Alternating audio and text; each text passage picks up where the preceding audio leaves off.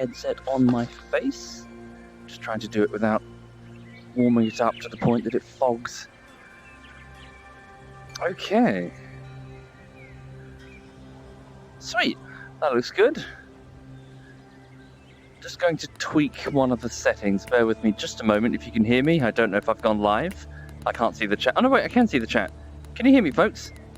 I've got the chat on my hand. Right, wait a minute. So 1280. I will put it in 1280 for the minute just because the frame rate is a bit oof. Okay. Headset on my face and not on my head. Well, my face is on my head, legend. Where's yours? Right. Okay, let's see how that... it's still... Well, we'll see how it goes. I'm looking at the performance graph on the Steam VR thing, and it's like, ooh, not sure about that. Right, and let me just minimize... Oops, oh, fuck, that was... Okay, that was completely the wrong button. I've minimized the whole... Oh, fuck me. Hang on. Oh, fucker. Right, yes. Okay. Minimize that. Good. Yeah. Minimize that. And then just select the game and nothing else. And then move the cursor. There we go. Right. Sweet. There we go. It's working. So, hi. Hi, everybody. How you all doing? You okay? 1 minute. Can you pet my dog? Yes, indeed you can, Topaz. All you have to do is bring some cheese over to Brighton and she will find you, don't worry. That being said, she is a little bit nervous. She warms up to people, to be honest. She warms up, but initially she's like, ooh, who are you? You know, she'll back away from you unless she knows you. Can you guys see the chat? No, you can't, so I can hold it in front of me and it's all good. So yes, hi. I hope you're all okay. Good morning. Happy Friday. Holy shit, that week went quickly. Happy Friday. Welcome to your... Yeah. Hang on. Welcome to the start of your weekend at the end of today. We'll see. Why am I moving? There we go. So, yeah, I've just got some background meditation music on or something. I just figured it would be some background ambience, but let me know if you want me to turn it down at all. So, just to let you know what's happening... Thank you, Kimi. Thank you. To let you know what's happening on the work front, so with YouTube, so it's the first week of work on the latest bullshittery. I've had about... Well, this is editing day 4, because I was cheeky and I snuck off to go reel fishing on Tuesday. So it's editing day 4 on the latest edit, and it's Holdfast Bullshittery Part 1. There was a Holdfast video previously, but that was a short 4-minute thing. It was just a quick gag that I fancied making. But yeah, this is a proper bullshittery, and all is well, all is underway. Just kind of cracking on with it, and yeah, we'll just try and get it to you as soon as I can. It's going to be another 4 or 5 week process though, so yeah, just cracking on. Is Sai and Gorty still together, as far as I know? Unless something hideous has happened in the last 2 days. Yeah. Right. So, so just working on the latest bullshittery. I'm in my flat. I'm going to admit, the flat smells. I don't know what it is. It's either the sink in there, so I put some bleach down the sink, or it's the bins outside. Yeah, it's not very nice smelling in here, so... The beautiful lake is juxtaposed by smelly bins, which is a bit weird. It's damaging my immersion. Right, hang on a minute. Oh, it's a tree. Let's go up here. So yes, welcome to a bit of VR. What is it? VR fishing simulator. So Messi bought me this as a gift. Messi and Digby over Christmas, and yeah, just figured I'd give it a go, really, and. Is it you or is the mic quality a little potato today? It would be the Vive, Lord Solby. So the Vive mic is pretty naff, unfortunately. There are options you can purchase, but I'm going to be honest. I had a look at them. They're a bit awkward. There doesn't appear to be like a simple clip-on version that's attached to the Vive. It's all just third-party stuff that you clip onto the top. Anyway, so yeah, what was I saying? So I've lost my train of thought. So yes, just fishing sim. Work continues. Just got to relax. I'd show you Lulu on the floor behind me. She's just sitting on her cool mat. Oh no, she's moved. Where's she gone? I don't know. I've lost her. Oh, she's in front of me. Hello, sweetie. Hi. Hi, gorgeous. How you doing? I love you. Yes, I do. She's sitting at me wanting something. I show her on the camera, but you can't easily switch to the camera unless you minimize the game. Right. So yeah. Anyway, so just gonna chill. Really, I'm just do a bit of fishing and yeah, just relax. So, welcome to Betty Lake. So this is the starting lake, a trout lake. I've never been trout fishing myself, so I'm not familiar. A predatory fish, so they don't really go for the same sorts of baits that many other fish go for, say on floats or weights. They go for things that are moving in. Well, technically they go for lots of things, apparently, many different types of trout. So on the line right now, I believe that's a boilie, a sort of a ball of crushed insect protein with some flavouring, probably vanilla or something. Yeah, okay, so let's just change that out then. I do want to try and save up a bit of money so I can afford a fishing license on a different lake, which is just a fancy way of saying unlocking another lake. Okay, so what have I got? So is that my starting rod or a better one? Pretty sure that's just my starting rod. Okay, feeder rod. Oh wait, that's a feeder rod? Hold up, I changed rods, didn't I? So that's a method feeder rod. So they're distinguished by their quiver tips. They've got very sensitive tips that move, say, with little more than a gram of weight on it. They'll quiver. So it's a very good way of detecting bites when you've got bait that's stationary on the bake of on the lake bed. So sorry, where was my other one? Do I not have it? Am I going mad? Caster, feeder. So that's feeder. Caster, fly, spinning. There it is. This is the one I wanted. Spinning. So presumably this is some sort of trout-specific rod, if it uses spinners. I must admit I don't really know much about spinners. Does fly fishing work for trout? I don't know, Halakaka. I don't know. Sorry, forgive me. Yeah, when we get into... So using spinner... So predatory fishing, I've never really done that before. But I'm sure we can read about it. Right, so let's go with... So yeah, we'll re-equip a spinner. No, sorry, these are reels. So I want lures. Here we go.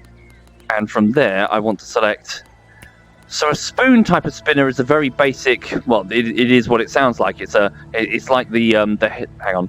So it's very much like a spoon. The end of a spoon that spins in the water and makes silvery patterns that looks like a fish in distress. So a prey animal. However, I think I have a slightly more fancy one, don't I? Let's have a look. Spinners. Yes, I've got this one. I bought this one, which I totally wasn't playing the game secretly last night. No. Okay, so this is a number 4, a number 2, a number 1. What size hook is it? Size 2. I see. So I can configure it. Let's do a size 4. So size 4 hook is quite large, to be honest. You're going to get pretty big fish on a size 4. You don't really need very large hooks, to be honest. And that's all I think it needs. Okay, so let's resume. So here we go. So I have a different rod now with a... Oh yes, I must apologise. I realised on looking at the VOD yesterday that all through the stream I was calling this a big rig. It's not a big rig. Sorry, the name of the reel, it's Big Pit. It's a big pit reel, not a big rig. I'm stupid, I'm so sorry. So, yes, so these... intentionally enlarged. It's all very big. It's all very weighty for long distance casting, a big pit reel, whereas a match reel is much smaller, much more dainty, with only a little bit of line on it typically, but a big pit often has hundreds of meters of line to cast really far into a deep lake, you know. But they're also good for beginners because they're very simplified, so you can see what's going on. Okay, 32 meters into the water, so according to these readouts, we're 31 meters out, and we're at a depth of 1.5. Obviously, you wouldn't get those readouts in real life. Oh, sorry, the dog's at my feet. She just flopped down. Okay, so we're just going to let it sink. I can actually switch on an underwater camera, as we can see here. So we have a trout. Oh, hello. Oh, we didn't see the spinner. So, hang on. So let's gradually, nice and slow, start reeling the spinner in. And so what this will look like, it will look like a prey fish that's just slowly swimming at the lake bed, you see? And then we're just going to let it fall. Yeah, sorry, Pootie. I looked back on the VOD, I was like, no, it's big pit, big fucking... I Alas, I won't claim to be an expert on fishing. I've only really started last year. If anything, I'm just reciting what I've learned through various tutorials.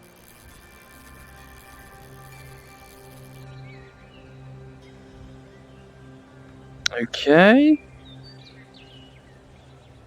But also I've gone fishing quite a lot with methods and floats and ledgering, so yeah, I've been putting a lot of this into practice.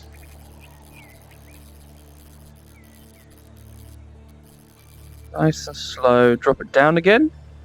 So we don't want to go too high up in the water layer. Oh, hello. There's a dinky little fish there. Okay, just going to up the resistance on the line, so up the drag. Tiny little fish. What is this thing? Oh, yay, it's a pumpkin seed. Hello. Tiny, tiny fish. It is 15 centimeters and weighs 0.05 kilograms. I'll put you back, mate.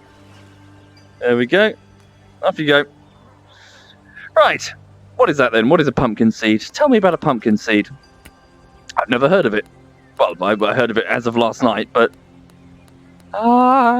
pumpkin seed. Is this sorted in alphabetical order? Pumpkin seed... I don't think it is it? Da, da, da, da.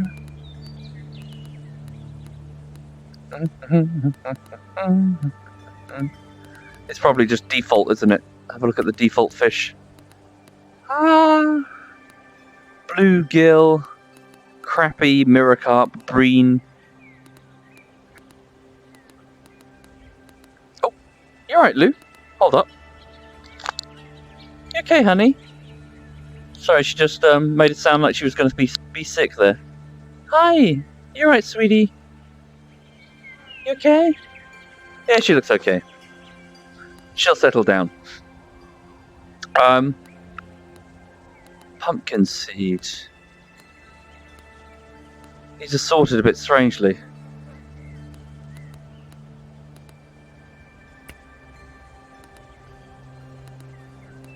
No way to search through them quickly? Never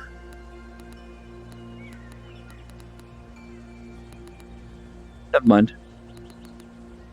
Okay. Right. Cool. Let's go. Cast again. Oh, 20 meters that time. Not a very good cast. Just let it sink. So yeah, for the people joining the stream, I hope you're okay.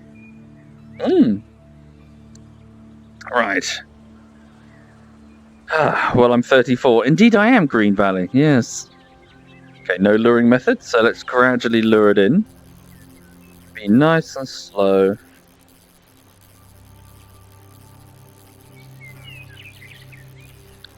Let it sink again. Oh, there we go. Whoa, whoa, whoa, whoa. Okay, release the drag on that. Okay, hang on. Just keep the line taut. I think we're okay. It's a small fish. It was just the speed of the grab that made it look big. Yeah, it's a small fish. It's another one. Another pumpkin seed. New record this time. That's a 31 centimeter and 35 kilogram fish. Ooh. Okay, then. Cool. Beautiful color. Sell it for $6 or just release it. I see, for one experience. It's a trade-off, is it? So either experience or cash? Let's take the cash. I see. Okay. Thank you, Mad King. Thank you very much. Welcome, Mad King. How hot is it in England? Nice job, Dave. It's getting quite warm. Getting quite warm indeed. I'm going to stay indoors in the shade, away from the sun. Okay, let's drop the drag on the line. Right. Sorry, what did I say? Did I say 35 kilograms? It's 0.35 kilograms. Yeah, it's 35 kilograms. Holy fucking shit! There we go. So I wonder what depth the trout are currently moving at then. We want to aim for the trout ideally, don't we? That's 2 meters, so 2.5 meters there. Let's reduce the drag on the line just in case a quick bite. Hello. Just in case a quick bite pulls the breaks the line. Let it sink again. Fish.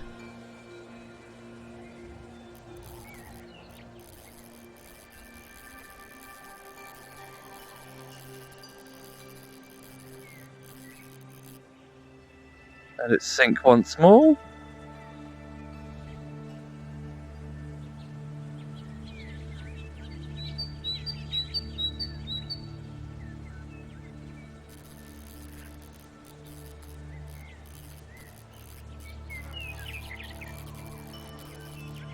Take it slower.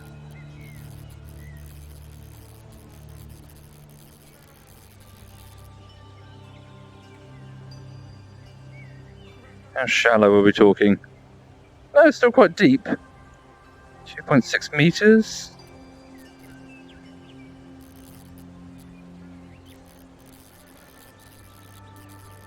Straight slow, 1 meter. Let's recast again. Okay. Right. There we go. Oh, that's nice. 40 meters away. Nice. Okay, just let it sink. Hang on, just change view so we see it sink in the water. Yeah, so there we go. So often, if the lake bed is quite weedy, so I was fishing at a venue in Lewis, which had one of its lakes which was exceedingly weedy. Every single time you cast your bait, it was very hard to determine if your bait was being stolen or if weeds were just snagging it. It was so weedy. So a good way to deal with that is to use a PVA bag. So effectively you put the hook and the weight in a water-soluble bag that looks like it's made out of plastic, but it's a sugar type thing. It's water-soluble. So you throw the whole thing in the water, well, you cast the whole thing in the water and then leave it.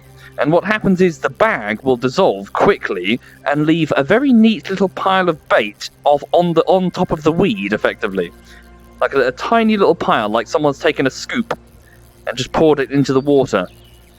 And of course, it's much more visible on the weed layer, so it's not being scattered awkwardly amongst weeds, and the fish have trouble finding it. That being said, fishing in the weeds is often a good idea because, well, that's where the fish tend to hide. During the daylight hours, especially in the shallows, they're hanging out in thick weeds so they don't get murderized. So you could often get some very big fish, especially near lilies and stuff. Oh, hello, we got something. Okay, up the drag on the reel. Nah, it's quite small. It's not pulling hard at all. Nah, it's tiny. Okay. Teeny, teeny, teeny. It's another pumpkin seed. Okay, so I'm fishing at a water depth that's certainly getting these things a lot. They're a bit of a nuisance fish. It's only 15 centimeters, so we'll just release that. Off you go, mate. Right, so let me just have a look then. So, tell me more about the trout. I really don't know much about trout, if I'm being honest. So, rainbow trout. The rainbow trout is a colourful fish from the Pacific salmonid family, native to the tributaries of the Pacific Ocean in North America. This species prefers cool, clean streams and lakes with highly oxygenated water. Adult rainbow trout are characterised by a pink band along their lateral line and always have black spots on their sides and their fins. As a bit of trivia, if you're not familiar, the lateral line is obviously the line down the side of the fish. Its purpose was not entirely clear for quite a long time. People who studied the fish weren't entirely sure what it was for. It's now believed to be a form of sensory organ, effectively, down the side of the fish. Tiny, minute vibrations can be picked up all down the side of the fish, allowing it, giving it a sort of 3D radar of its environment. So many fish have lateral lines, especially in the ocean. Yeah. Okay, so however, the colour depends on the age and the habitation of the fish. The rainbow trout can grow to be 140... Wow! Seriously? You are joking! 145 centimetres long and can reach a weight of 23 kilograms? Holy moly, I can see why they're popular. This is a predatory fish with a varied diet, and it will eat anything that catches its eye. Okay. The best weather conditions: morning, noon, light wind. Best luring methods: straight, lift and drop, stop and go, or twitching. So I'm using slow right now, so perhaps I'm not using the best thing. So morning, noon, and light wind. So what are the current weather conditions? Light wind and it's morning. Okay, so the weather conditions are fine. So let's shimmy a bit. Sorry, is the mouse on the screen? Is it? No, the mouse is off the screen. I think it's whenever I look at fish, someone said, let me just check. Let me bring up that fish again. Is the mouse... Oh yeah, you're right. How strange. Let me move it now then, see if it makes a difference. The mouse, I can physically see the mouse. It's on the other monitor. How strange. Did it get teleported there? Hang on. Let me just try that again. Sorry, bear with me. Oops. Where's the controller? Okay, right, wait, and then yeah, oh, how peculiar. So I can see 2 mouse cursors. I don't know why it's doing that. I'm so sorry. You might just have to ignore it. Apologies. Yeah, there are 2 mouse cursors. One on the secondary monitor and one in the middle of your screen. Right, my controllers are backwards. Sorry.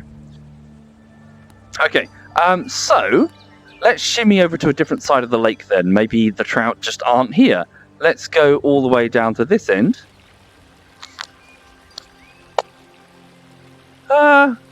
Incoming oxygenated water? Maybe? Maybe we can find trout in this area? Let's have a look. Has it gone now? Yeah, it's gone now. Yes. Right. Stand up on this rock. So, right, so what was it? It was stop and go, wasn't it? That said that the method... Or twitching. So what's twitching then? Is that where I do that? What's twitching? Again, forgive me, I'm not really familiar with spinner fishing. I've never really sought out predatory fish. There are some predatory fish on the lakes that I go to, though. They stock them with perch and pike.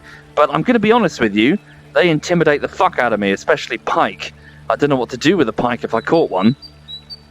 Okay, so stop and go. So hang on a second. So, fishing techniques. Fishing techniques are a few things you must be aware of to attract the attention of fish. The hook size must be chosen according to the size of the fish.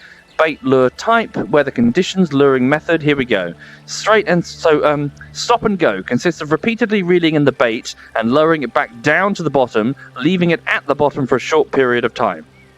Or twitching consists of twitching the bait by regularly lifting the rod tip. Okay, let's try the first one. So,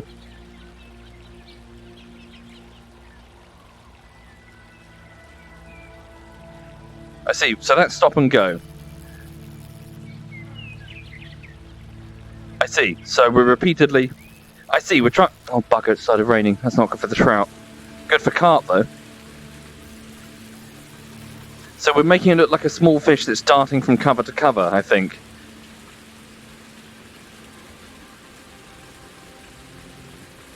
So wait for it to be on the ground. There we go. Oh, frame rate's dipping there. Oh, hello. Oh, you're a big one. That's a trout. Does that mean they come to the surface when it rains?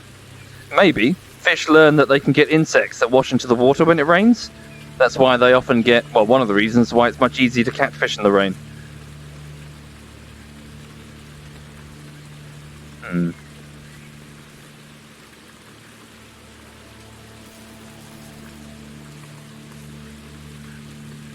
So I'm trying to do the stop and go method, but I don't think I'm doing a very good job of it.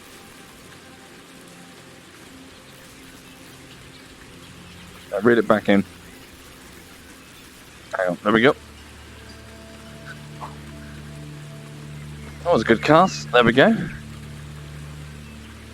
So just let it sink. Hello, spinner.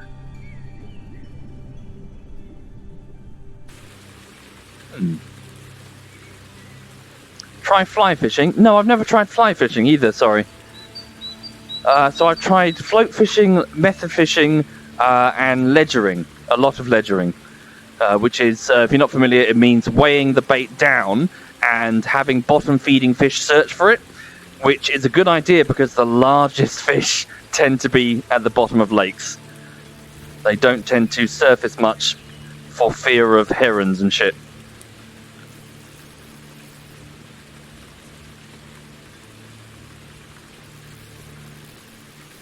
So how do I do a stop and go method? There we go, so that's stop and go. So it's grounded. Ground.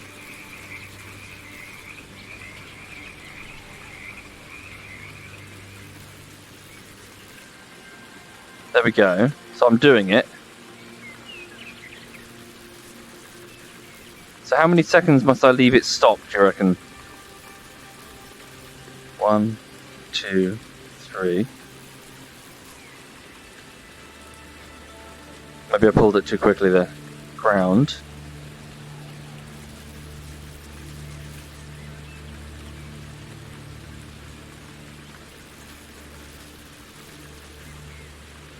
Maybe I should slow down on the pulling. Let's try that.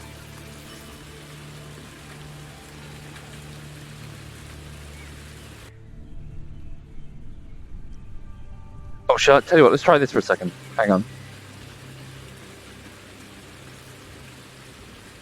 Just try moving it via the rod. Like that, as opposed to the reel.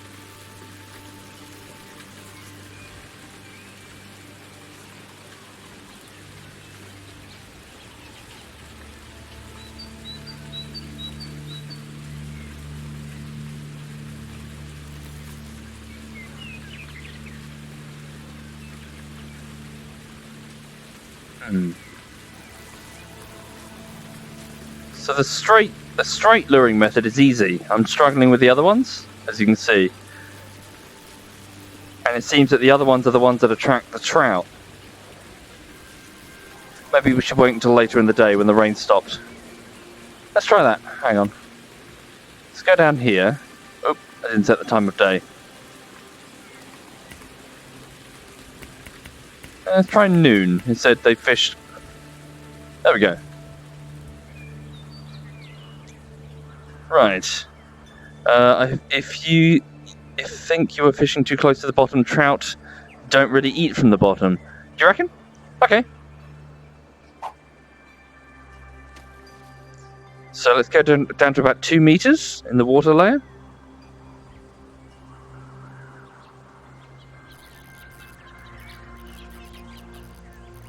Straight, slow.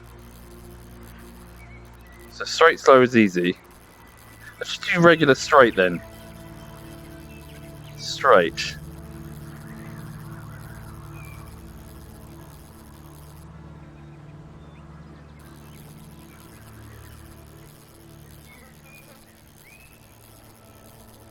So we're quite close to the surface there, aren't we? Bring her in. Right. Shit. Ah, hang on. Fucking. There we go.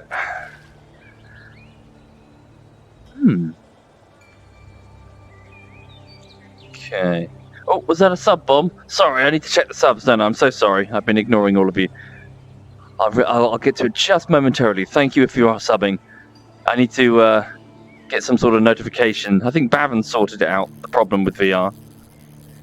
It's hard to actually see what's going on when you got the headset on. Thank you sincerely, folks. Let's go a bit faster then.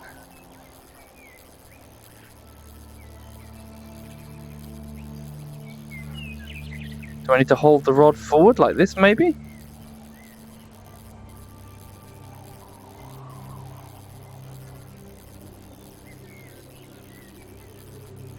No. Maybe I'm not doing it right. Huh. Sorry, let me just go read the subs. Sorry for neglecting you. Hang on, bear with me. Thank you very much, Zemo, BJ Baxter, Amethyst, holy shit, Duafel, thank you very much for your sub bomb, Duafel. Thank you for your kindness.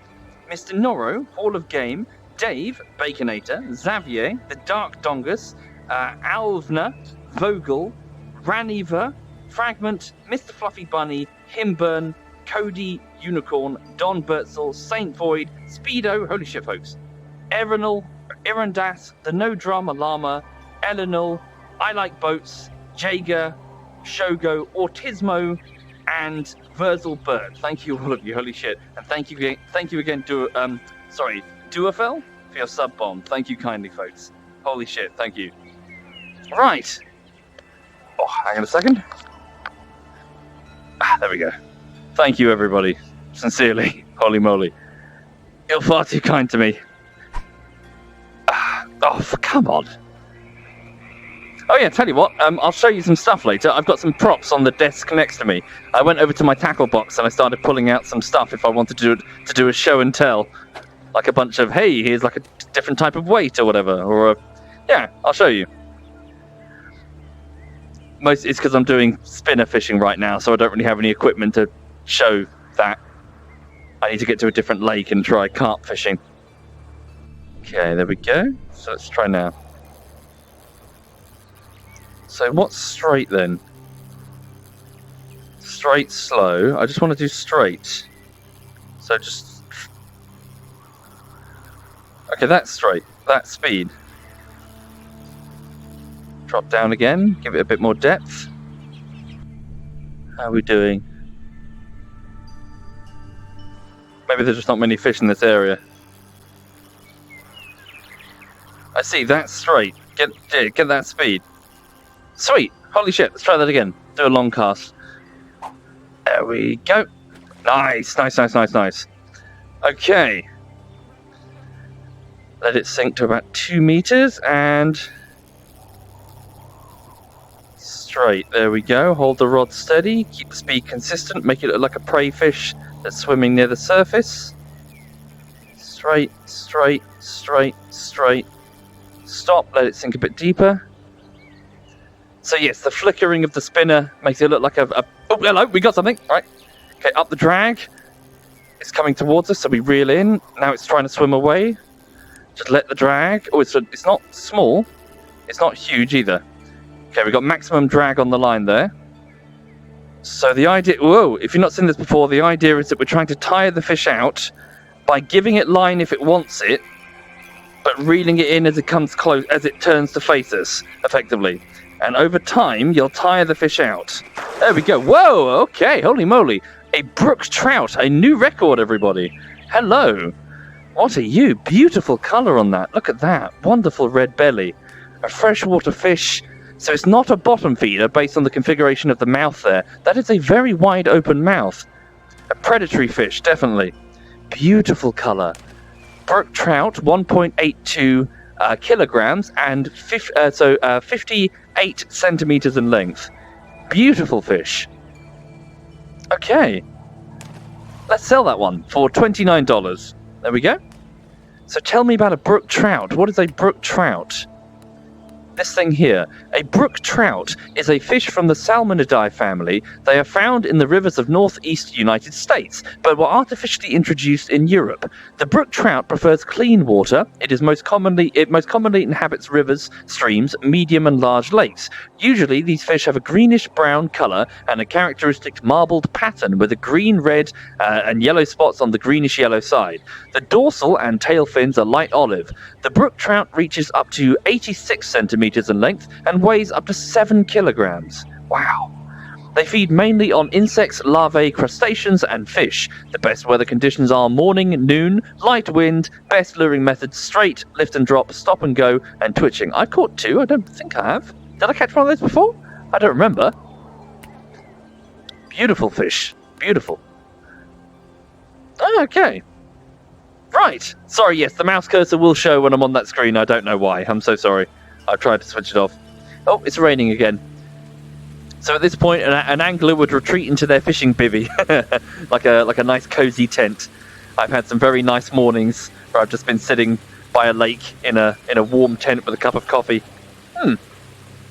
You can only really sit down in them. They're not very big. Let's wait until... Oh.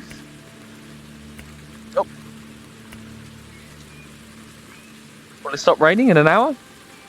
No. Oh, we'll give it another shot, though. Okay. Right. Am I an expert or fishing or something? No, I'm a relative newbie, Phoenix. I used to fish when I was a teenager, but I rapidly got priced out of the hobby because it's a very expensive hobby. However, last year, I realized that I was stuck in the flat for long periods of time just doing editing or streaming, and I desperately wanted to get out in the open air. So I realized that I could restart fishing again. So I did. I started buying some, instead of just some cheap, whatever gear you could salvage as a teenager, I bought some decent equipment, and I started going to fisheries in the Sussex area. So a fishery being a lake not dissimilar from this, where the stinging nettles are cleaned out, and there's like tap water over there, so you just general amenities, toilets or whatever in like a lodge over at one side of the lake, and anglers can go for the day and just go with their families and just sit there by the side of the lake. And many of the fisheries, well, most of them are also stocked, so they make sure that there's something in the lake. They make sure that they're feeding them when there's no food otherwise. And some of these fish can grow very large indeed. Some of the carp in these fisheries, many fishery owners take enormous pride in their carp. There's a very strict catch and release policy at these places. You do not kill something you pull from the lake, because obviously you can release it safely, and it can it can grow larger to be caught by the next man. And these fish can live for 20 years or so. They can grow very large indeed. And as the larger they get, the wilier they get, the harder they are to catch. Oh, hello. Is that one of them? I think it might be another one. Hi.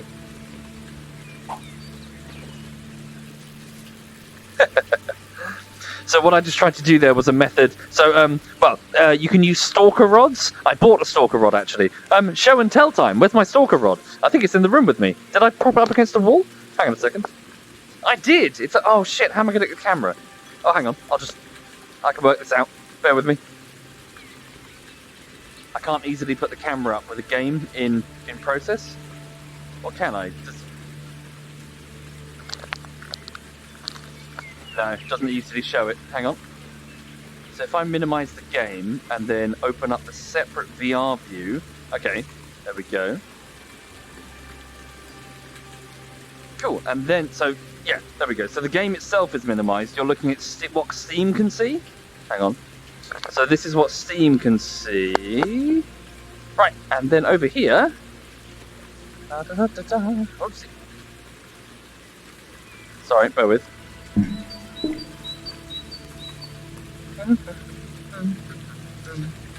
Oops.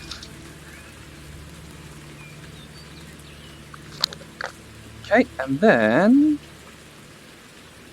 Why is it not working? Oh, there we go. Right.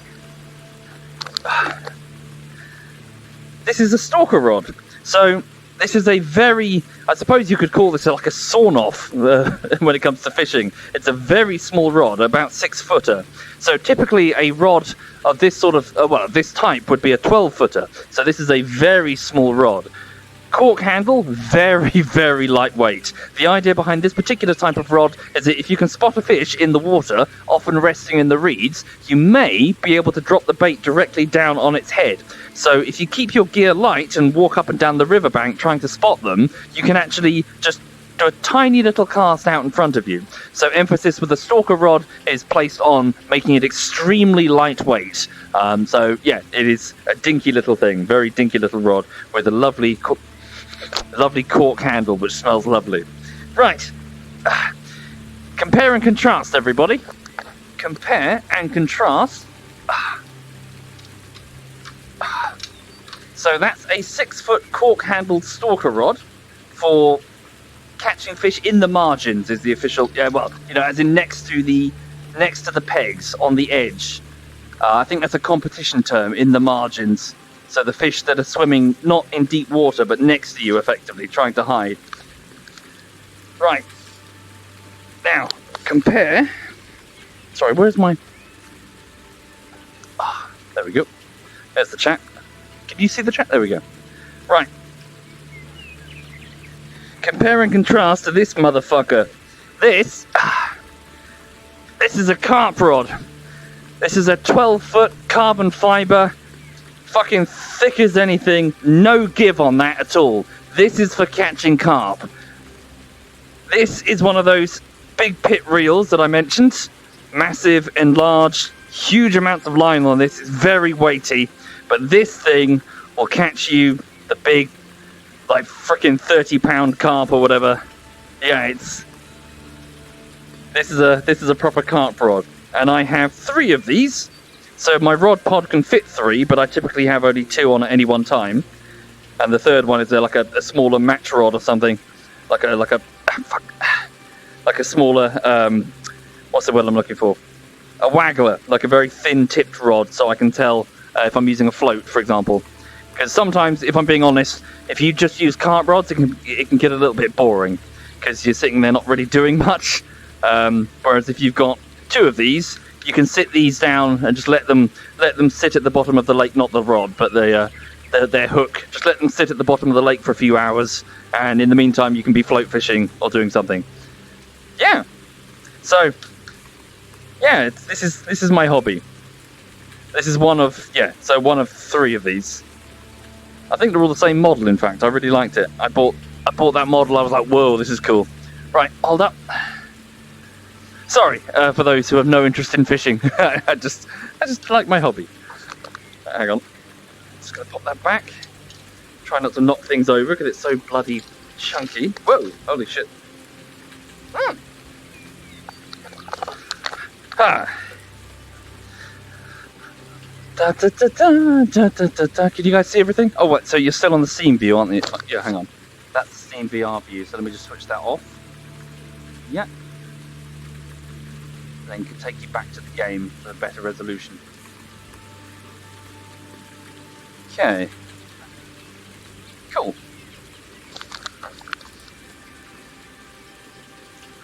Hi! Don't sniff that one. No, that one doesn't have a cork handle. That's just plastic. So yeah. Fishing is comfy as fuck. Indeed it is, Bibbin, especially if you're in the rain. So you're sitting there, you're wearing full waterproofs, so you're nice and dry, and you've got a nice little bivvy next to you, so a small tent you can sit down in. You're completely sheltered. You've got all your stuff in front of you, and you've got a nice cup of coffee and a big, like a cooler next to you full of snacks for the day. Yeah, it's a very cozy hobby. Well, I suppose it depends on what you do. Some people like to go fly fishing out in the river, so some people love to sit float fishing for the day. Some people go, match fishing in competitions. It's a very broad thing. Let's go that way. Oh, 41-meter cast, excellent. Have I ever eaten any fish I've caught? Back when I was a teenager, I went on a fishing holiday, I suppose. We stayed with a family that we knew. It was like a relatives, really. So what was it? My mum's boyfriend at the time had like a sister who lived up in Scotland, and anyway, but we stayed up there, and there was some island. There's a chain of islands called the Isle of Skye, the Isle of Rum, the Isle of Muck, the Isle of... Oh! Consider using a bigger hook. Sorry, bear with. What have I done? Bigger hook? A size 4 is a big hook. Are you joking? A size 4 is a very large hook. Okay, we'll switch to a size 2. Right.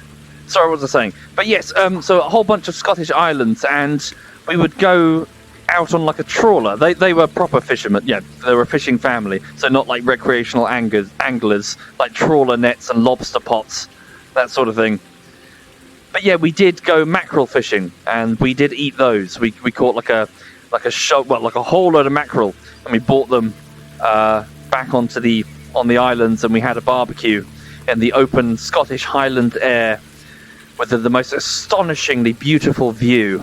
I don't know if you've ever seen the Scottish Highland. Well, the Scottish, is it the Hebrides, or is that their name? Is that bullshit? The islands scattered around Ireland. The islands scattered around Scotland. If you've ever seen the film Prometheus, you remember the start of the film Prometheus? That island that they're all on, those beautiful rocks, and just this open ocean. So that's what you could see for miles and miles around as we had an open barbecue on the hillside, covered in sheep. Well, we weren't, but the hillsides were. Nah, that was a bad lure. I didn't do that properly. Ah, there we go. You live in Scotland, so yes, it's amazing. Hello there, Nizar. Your country is beautiful. Shame about the Scots, though. Nah, I'm just kidding. We love you, really. Also, I tell you what, it's not that we love you, but we love you more than we love the French. I think we can all agree on that. That's the true test of our union, everybody, here in the United Kingdom. Welsh, Irish, English, Scottish, we hate each other, yes, but we hate the French more. Fuck Napoleon. Right.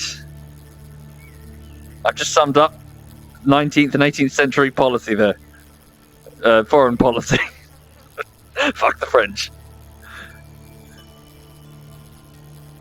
And the Spanish at the time.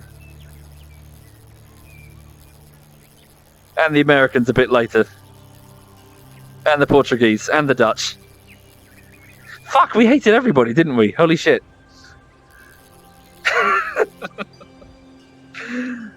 Oh dear. Right. Don't worry, the French don't like us either. Not surprised. Not surprised. Oh dear. Nah, I'm just joking. Or am I?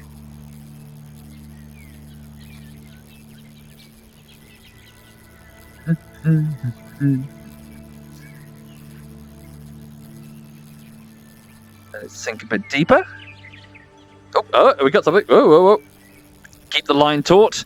If you're using a boat, hang on. Lower the drag on that reel. Whoa. So it's not huge, but it's not small either. That's what I said. Never mind. There we go. So keep.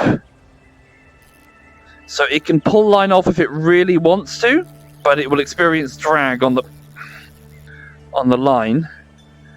So we're tiring it out. It's not huge. I think it might be a bull trout, maybe. Come on. Come on. There we go. It's tired. It's tired. I might. Oh, it's the last one we caught. What's it called? Hey, a brook trout. A new record for it as well. Look at that beautiful color. Wonderful color. 62 centimeters. So what I'm doing there is actually quite naughty. One should not be doing that with a fish. So holding it by its mouth parts like that, so its full body weight is on its jaw. That's very naughty. One should be using a net for this. Keep its body weight off the jaw. Otherwise, if you put it back, it might struggle to survive. So yeah, a catch net is super important, along with a cradle, so you can lie it down.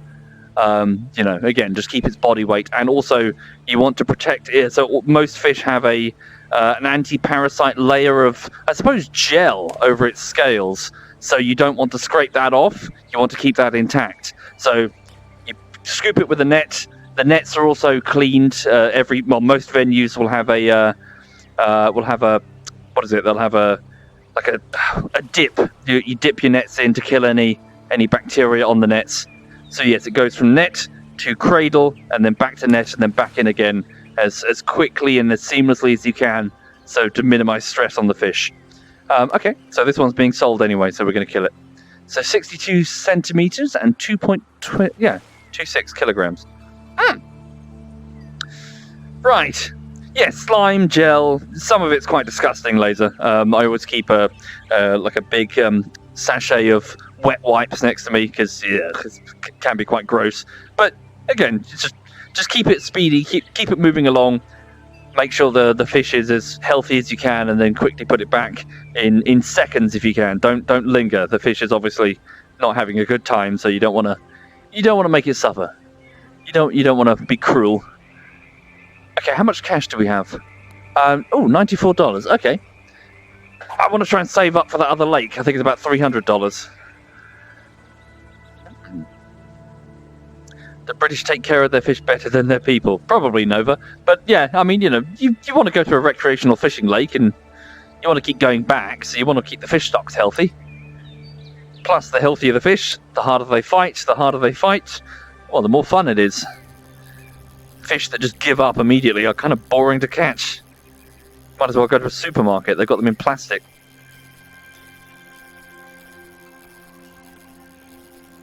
Alright.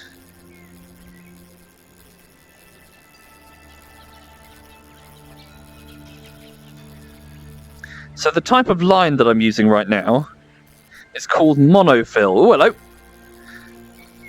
Monofill is, I believe it's nylon, if I recall correctly. It's very cheap and mass-produced. You can buy it in huge reels. A lot of anglers use it for their main line. So it's like an extruded nylon, I think. I might be wrong there. Oh, it's another one. Oh, very nice. So not a record, another brook trout, 60 centimeters and 2.06 kilograms. Sell for $32. Excellent. Let's do that. Okay. Nice. Sorry, just turning towards the camera. Cool, we're good. So what was I saying? So yes, so mono mainline is pretty much the standard really when it comes to, well, it's falling out of favour a bit for what's known as braid, which is a synthetic line that's woven into a braid. The thing with mono is that it's cheap, but it also can get damaged by UV, by UV quite easily, and also it absorbs water. So fairly quickly you can find that your main line will start to become damaged. And if it becomes damaged, then it can break. But again, it's cheap, so it doesn't really matter that much. Also, mono is very elastic indeed. So if you're casting long distance, it's very hard to tell what the fish is doing because you can't feel. Effectively, the fish's motions are absorbed by the bounce on the line, which is why a lot of people are favouring braid. So the woven stuff.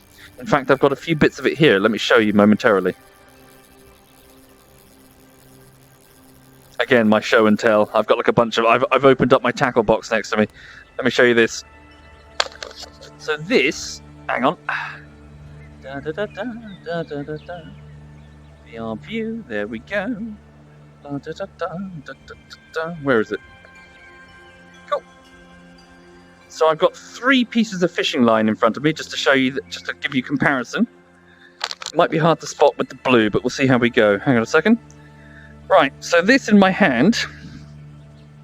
So this would be the mono, so the nylon. This is a 30-pound line, so that is quite a chunky. That is quite chunky indeed. This elastic line here. So can you see how quite thick and obvious that is? But again, it is very cheap to mass produce. So which is why lots of people use mono. Now, let me show you this. This is braid. Now, this is a 30-pound line. Look how thick that is. 30 pounds. This is 50. See this here? Look how much thinner this is. This is braid and this is 50. It is so thin. No give at all. Sorry, I should have cut off more. I can't wrap it around my finger. It's too small.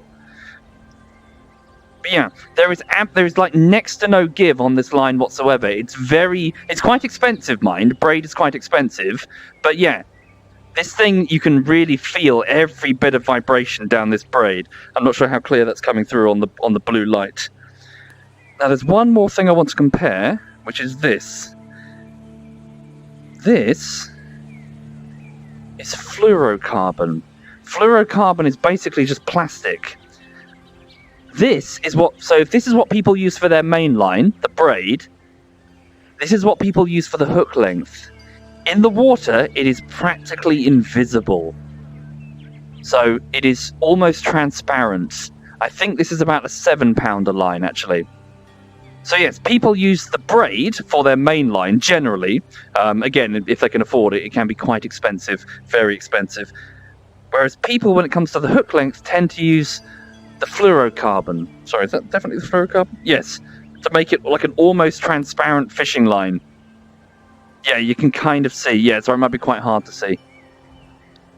Sorry, I'm trying to see. Is that the right one? Yeah, it is definitely the right one. The blue is making it hard to tell.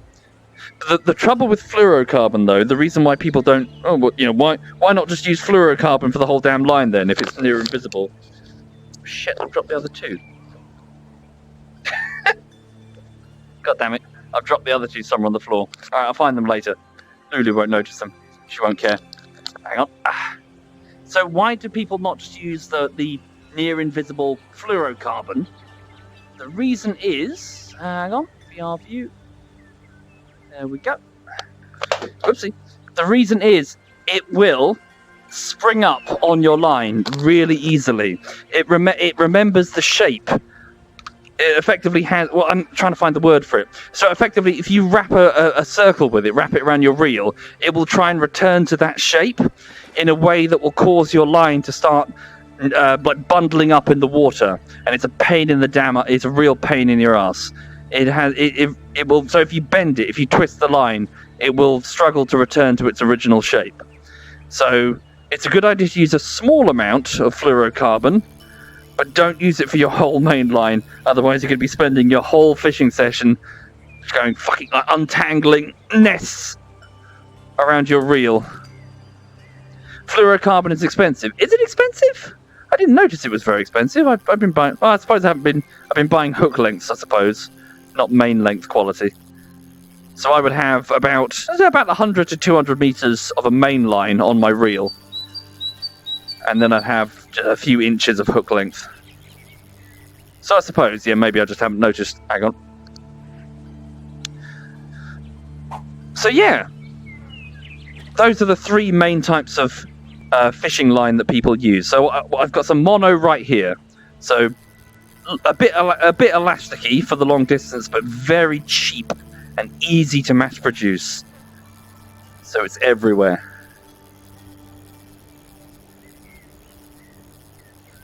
In addition, when it comes to tying your line, it is a very good idea, it's strongly encouraged in fact, to make sure that your hook length, so the distance between the hook and the float or the weight or whatever, is a few pounds lower in breaking strain than your main line. It is effectively sacrificial. So in the event of a snag, or you hook a big fish that you've got no chance of reeling in, rather than your entire line breaking and then you lose everything, the only thing you lose is your hook length. So say, for example, I typically fish, often, on a 10-pound main line, so a 10-pound breaking strength main line, and I'll drop my hook length to, say, 6 pounds or 4 pounds. It depends on what I'm doing. So in the event of a snag, the hook length will break. Now, in addition, when you go to these fishing venues, it's strongly recommended that you use something called an inline weight, which, in fact, I have one. So I'll show you momentarily. An inline weight is basically just a weight with a hole drilled in it. Drilled in it? A hole drilled through it. And your main line just threads through it. So if your main line snaps, the weight just falls off. This is because you don't want the weight being left in the poor fish's mouth. That would suck for the fish. So if you get snagged or the fish is just too big and the fish snaps the line, which happened to me on Tuesday. So I tried to catch a carp and I fucked up and it snapped my main line. But because I was using an inline weight or an inline method feeder, which is just got the weight on it, it just fell off. So I didn't see it fall off, but I know it fell off. So it just fell off and just fell to the bottom of the lake, which is annoying. But it better lose a cheap like 90 pence weight than a fish that could be alive for like 20 years. You know, one is more important than the other, and all that leaves in the fish's mouth is a hook. And because you use barbless hooks, so a hook without a point, like a sharp, jagged point on the end. The fish will just spit it out. It'll just go, just get rid of it. It'll probably take it a few minutes, but it'll just go and just get rid of it. So you're just trying to maximize the survival chances of the fish if something goes wrong. Hell, if something goes right, you just need to make sure that the fish's welfare is considered. So yeah, if you start tying your weight. Not getting much luck here. Is it too late in the day? We could change the time. Yeah, let's go earlier. So the next day, I guess. Go over here. Oh, it's raining now. Damn. So yeah, you could tie your weights to your line, but again, if the main line snaps, then the poor fish could be left dragging this weight around, which may kill it. You know, it may struggle. Depends how big the fish is. It's also a good idea if you ever catch a fish to just take a moment to give it a look over, look inside its mouth. You may find that there's a hook, for example, that's been jammed there and it can't get rid of. I've never had that happen so far. But just in case, have a quick look and see if you can dislodge anything that perhaps is stuck in it.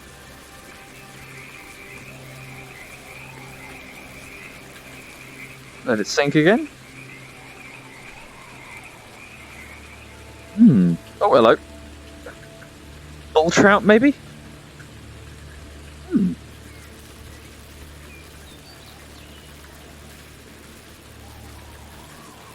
let's cast again. Ah, fuck's sake.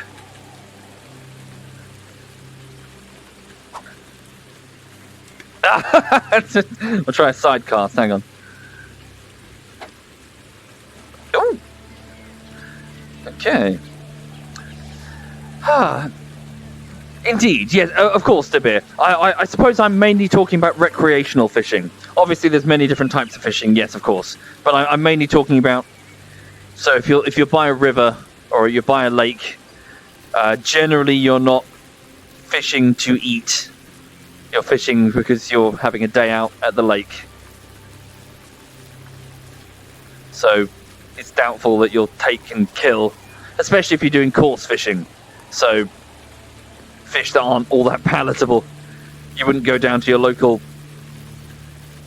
river, for example, next to a council estate and want to eat what comes out of it, if you know what I mean. With the shopping trolleys and the bicycles and the people dumping whatever the fuck they want in the river. Yeah, I'm not going to eat anything that comes out of that. Fuck that shit.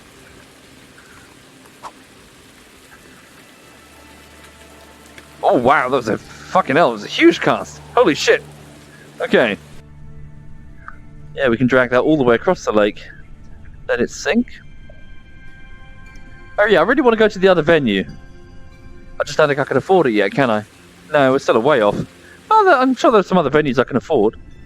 We should try one out. I'll try some other fishing methods as well. There we go, just do a straight. Straight, straight, straight.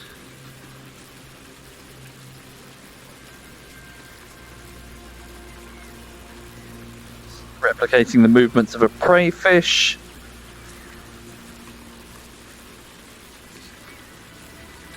Okay, stop, let it sink deeper. Have a look around, anything? Oh, hello, we might have caught something, hang on. Yeah, there we go, it's got it. There we go, up the drag. Come on. Come on.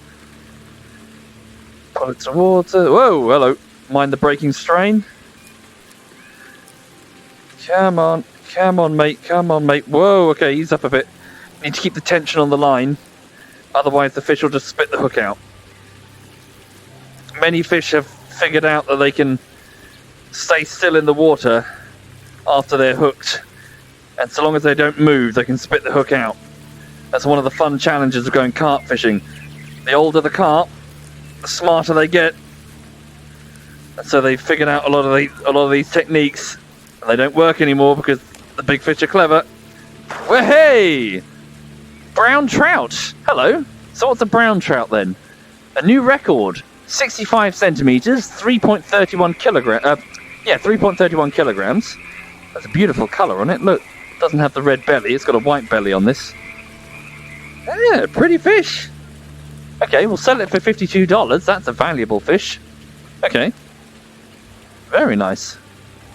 Brown trout. Excellent. Let's have a look then. Tell me about a brown trout. Okay, sorry, there's a brook trout. What's a brown trout? The brown trout is a river and lake fish from the Salmonidae family, which travels from lakes to rivers during spawning and can grow in warmer waters as compared to... Sorry? It can grow in warmer waters as compared to trouts. This fish is appreciated by anglers and usually has an olive-brown colour with yellow-brown stripes and black, red, orange spots. It is a relatively large fish, reaching up to 20 kilograms in weight. Wow. And 100 centimeters in length. However, the average weight can vary by as much as 4 kilograms. The brown trout mainly feeds on smaller fish. Morning, noon, and light wind with no rain. Yeah, another predatory fish. Yeah. Okay. Yes. Bakari says it usually means you're fishing too close to a sewage outlet. Yep, it's a rainbow trout covered in shit. Oh, dearie me. Okay. Right. Sorry, could you bear with me just a moment? I'm just going to grab some water because I'm quite thirsty. Bear with me a second. Hang on. Oh. Thank you, Warrenit and Darioff, FKTV, Taylor Polynom, Korg Blam, Helco, Mr. Ha, Eprox, Terracron, Dark Dreamow, Glober, Chrono, Iron Julia, Pickle Tiger, Skelex, Zemo, BJ Baxter, Amethyst, and Duafel again. Thank you sincerely, folks. Thank you for your kindness. Thank you. And M. Noro, thank you. Bear with me just a moment. Just grabbing some water.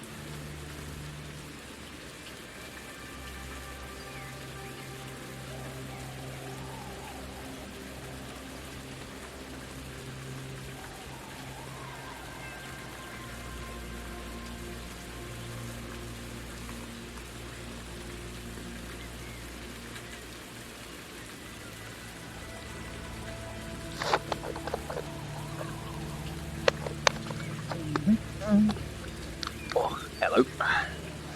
I'll tell you, it does smell in here. There's something's definitely decomposing. Probably the bins. I need to take the. Well, it could be the sink. I don't quite know.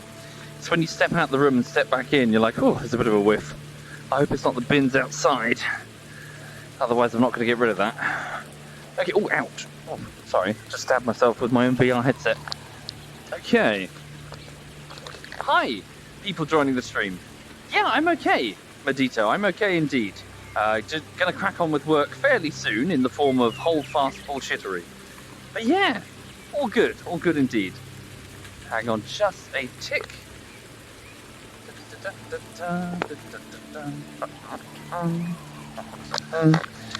What is she doing?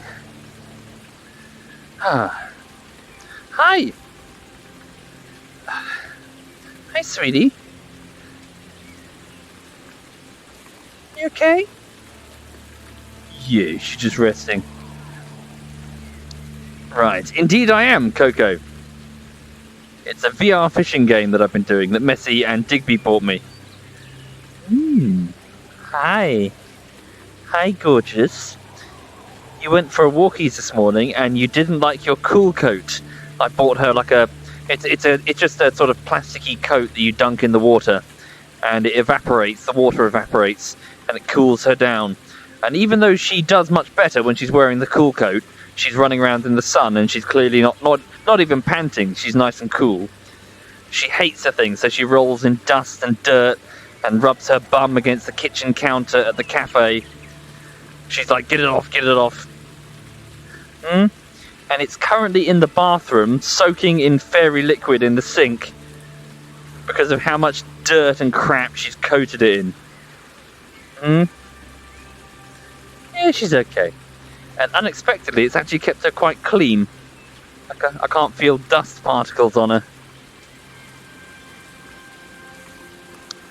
Yeah, but she also struggles, Iridium. The breed struggles with the heat. They don't tolerate the heat very well.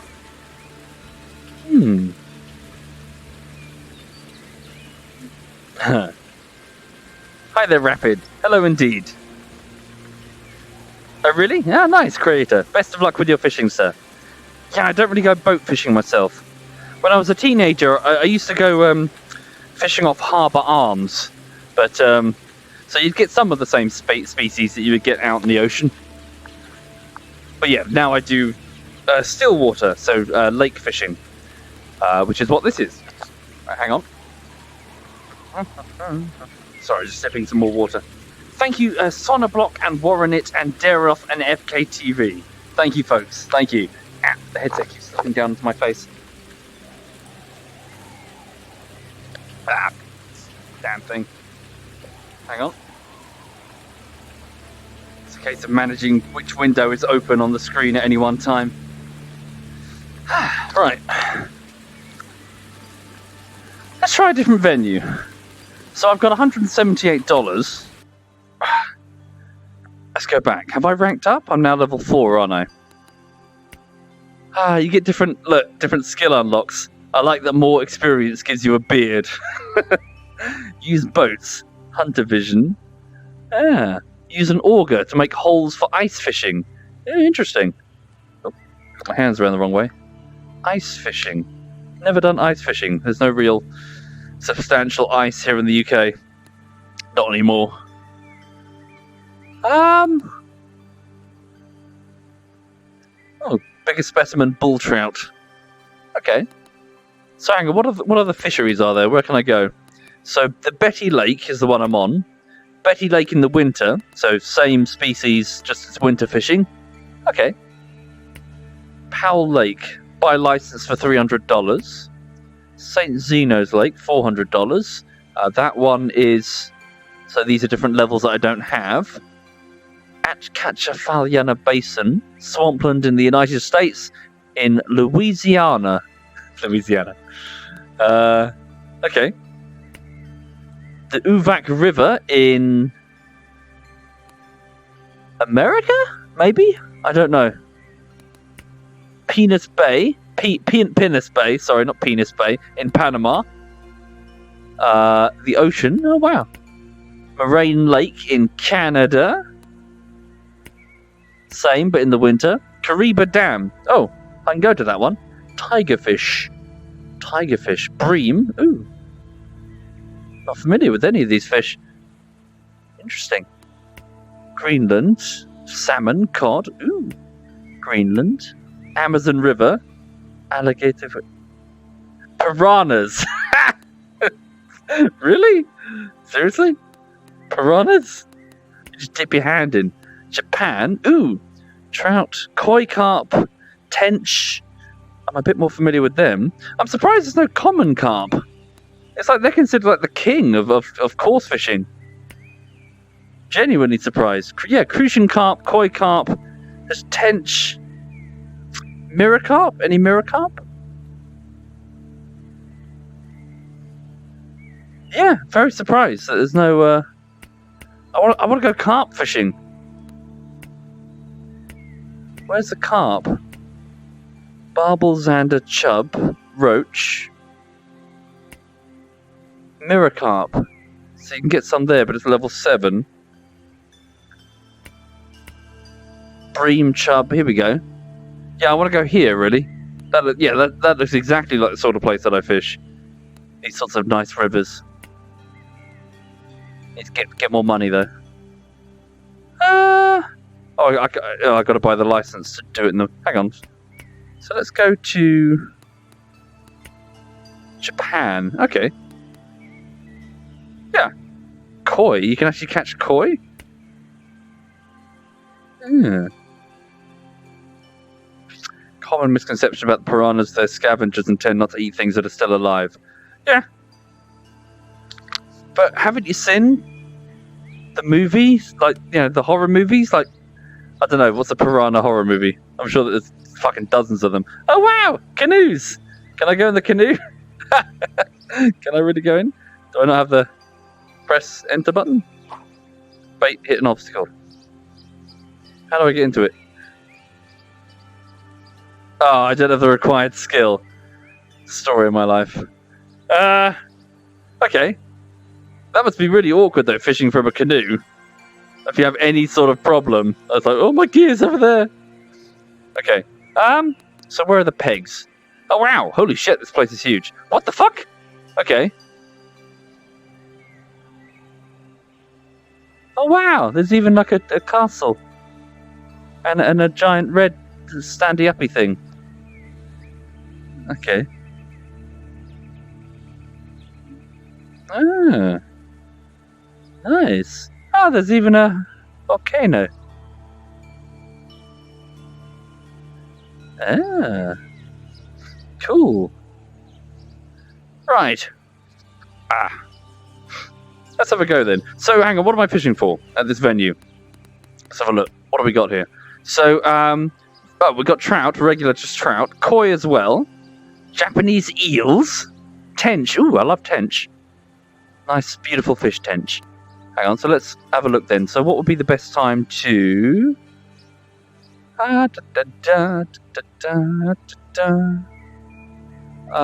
wait, go back to the whole list. Koi carp. So yeah, effectively just the decorative variant of the common carp, ornamental purposes. None caught. Morning, evening, night. Light wind, no rain. Lift and drop, stop and go.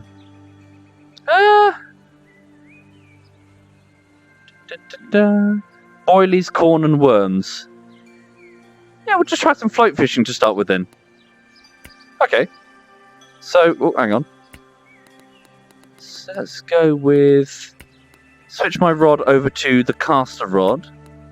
There we go. Oh, no, wait.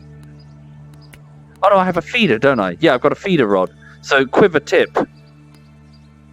Let's stick with the spinner rod for the minute then. Yeah, I've already got it. So what have I got? I've got monofill 1.6k G braking strain. That's equipped. So get rid of the spinner. Yeah, I need to just afford better equipment, don't I? So floats. Go with a 15 centimeter, 7 kilogram float.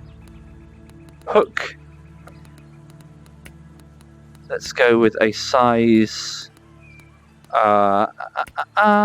size 6, size 4. That's quite large. That's what she said. And we'll go with brown trout. Yeah, we'll just start with maggots for now. We'll see what we get. How many do I have? Maggot there. Okay, and set to about 2.5 meters deep. Let's go shallow for a minute. Let's see if anything's on the surface. 50 centimeters. Here we go. Big chunky float, fairly shallow. Let's see if anything is hunting for insects. Sorry. Right, gram. Gram, I assume? What did I say? 7 grams, sorry. 7 kilogram. There we go. There's my float indicator. How are we doing? Oh, whoa, that's a deep lake. Oh, it's kind of creepy. Okay. So we're 30 meters out. Hang on. Fucking try to make sure the line is taut. Yeah, let's see if there's any fish cruising on the surface. There may not be. Why are 3,000 people watching a weird man fishing? Not even fishing. The sad European. VR fishing. So not even real fishing. And to answer your question, I don't know. Go play games, all of you. Sod off. Go play games, watch a film or something. Why are you watching this? Oh, hang on. Something's nibbling. Something's nibbling. So wait until the bait is in its mouth. Oh, no. No strike? Oh. Maybe it was too small to pull the float down. Okay. No strike. Well, it didn't take the maggots, so we're okay.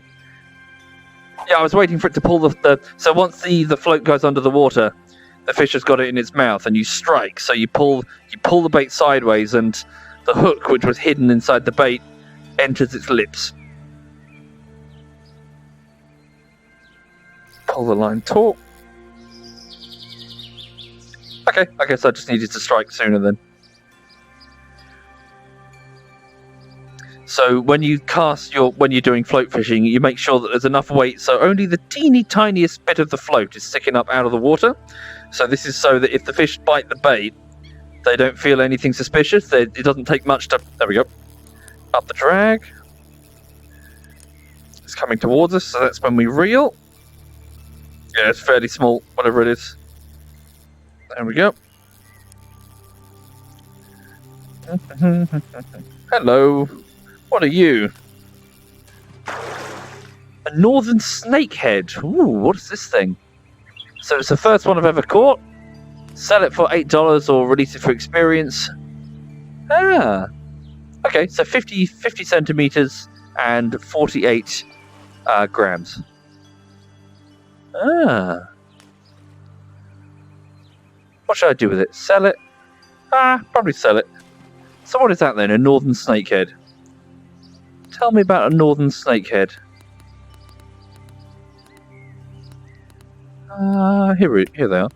A northern snakehead is considered to be one of the most dangerous fish for ecosystems around the world. This perch-like fish, which means it's predatory, from the snakehead family is a ruthless predator, eating many other species of fish along with their eggs. It can survive in very difficult conditions and travel across land? I beg your pardon? It can reach up to 100 centimeters in length and weigh up to 8 kilograms. Best to catch in the morning, noon, or evening, with slow, straight lift and drop. I see these are just spinner, so yeah, predatory. Why is it? Is it because it's invasive? Invasive. Why is it dangerous? One of the most dangerous fishes for ecosystems. Guys, why is it dangerous? Is it just it's invasive? Maryland has a huge problem with snakeheads. Okay. Oh, it does look like a snake. I see. Yeah. So just like a carp, they keep eating their way through ecosystems, do they? Oh dear. Oh dear, oh dear. Super invasive, very invasive, unstoppable hunger. Oh.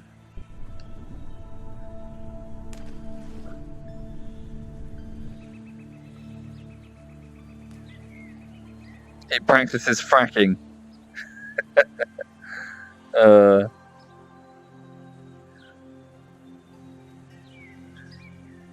Okay.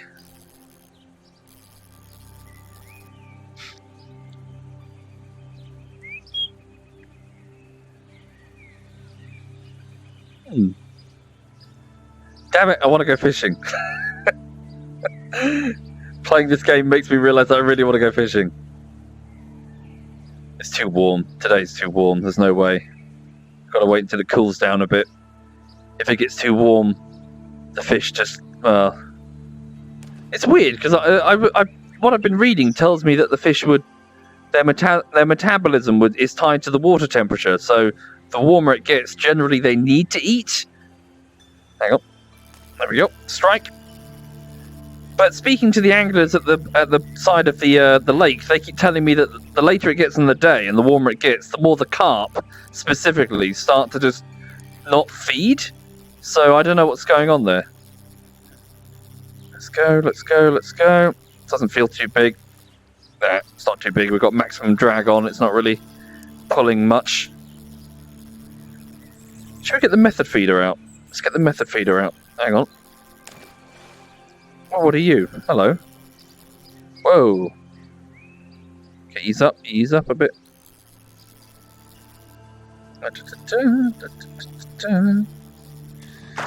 Hello.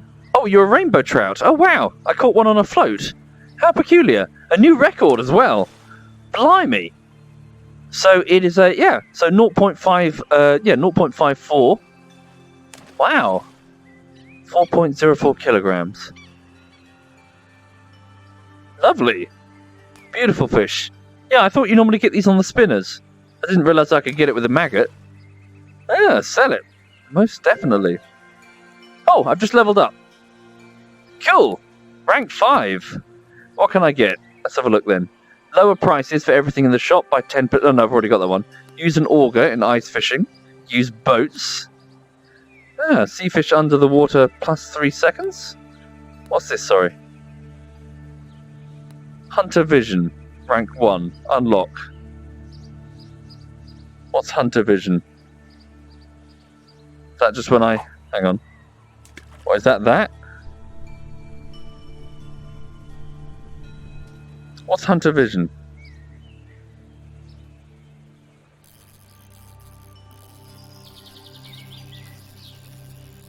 Anyone know? Sorry?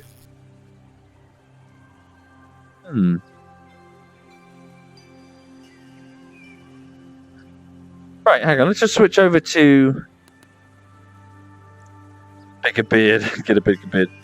Mouse on the screen? Sorry. Yeah, that happens whenever I open the inventory. Can't really get rid of it. Okay. It's like chuckle vision. I hope not. Yeah, let's switch over to a method feeder. Also, let's try a bit of corn. Hang on. Try a bit of corn.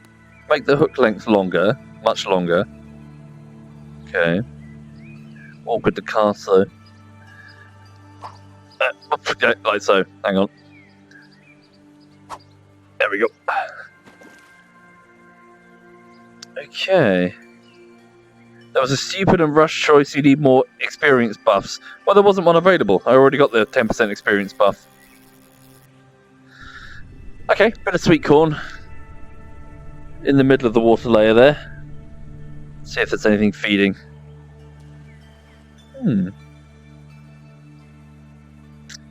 How does a method feeder look? I'll show you momentarily. I've got one on the table next to me. I also need a sugary beverage, I think. Feeling a bit tired.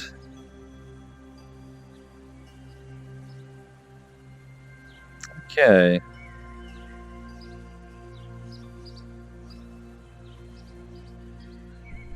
So what's hunter vision? Can I press anything underwater? Does it like go bloop?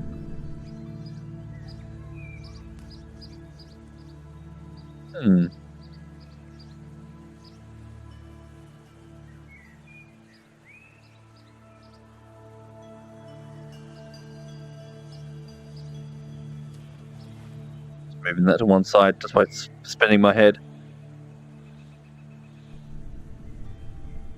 Maybe there's nothing feeding in this layer of the water. Looking for stuff falling from the surface, insects or whatever. Oh, hello, something's swimming over there. Oh, something's swimming closer. What's that?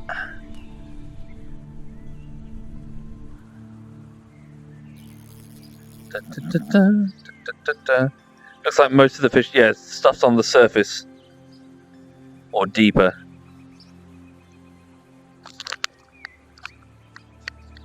Is this as relaxing as the real life fishing? Not enough snacks. Real life fishing, your hand is always going into a cooler next to you full of snacks or beer or whatever. Not that I can really drink when I go fishing because I've got to drive.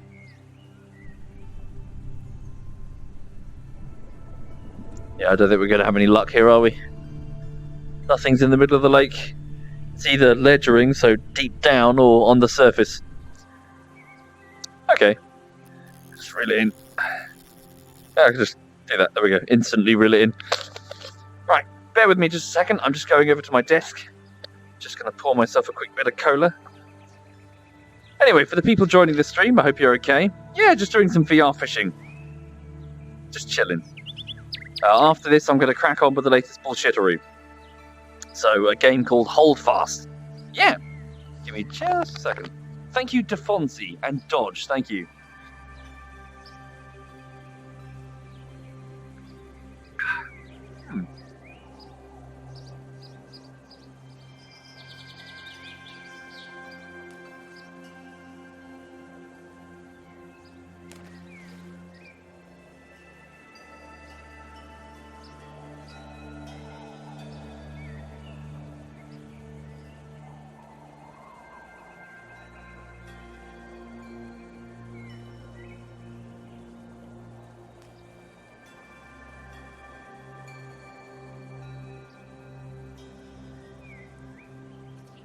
Right, sorry, just having a quick drink there without bashing the microphone.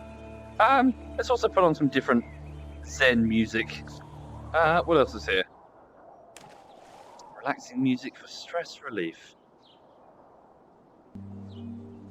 Let's try this. Right, there we go. Oh, pardon me. Right. Dun, dun, dun, dun, dun, dun, dun, dun. Hang on. Minimize, maximize. Fucking hell. Display VR view. There we go. Right, so. Yeah, let's try the method feeder. Let's give that a go. So. Yeah, 200. Cool. So let me show you this then. So if we go over to the equipment screen. So you're looking at the Steam VR view right now. So get rid of the float. So we're going to try some ledgering. So ledgering means that you're weighing it all down. You're weighing down your bait at the bottom of the lake, so that you're trying to get the biggest fish that are cruising, or often the bottom feeders like carp. So feeders, method feeder. Here we go. So equip the method feeder. So this is a method feeder, and I have one right here. Hang on. So, this is a method feeder. So effectively, it is a plastic. I suppose it's like a plastic cradle. It's got these ribs on it here and a weight underneath. Now, the purpose of the weight is to make sure that it falls this side down on the lake bed. And what you're doing here is, well, what you do first is you would take. So let me start from the beginning. Your main line is threaded all the way through this end. This is just to stop tangles here. And on this end, you tie the hook. So the hook length comes out here.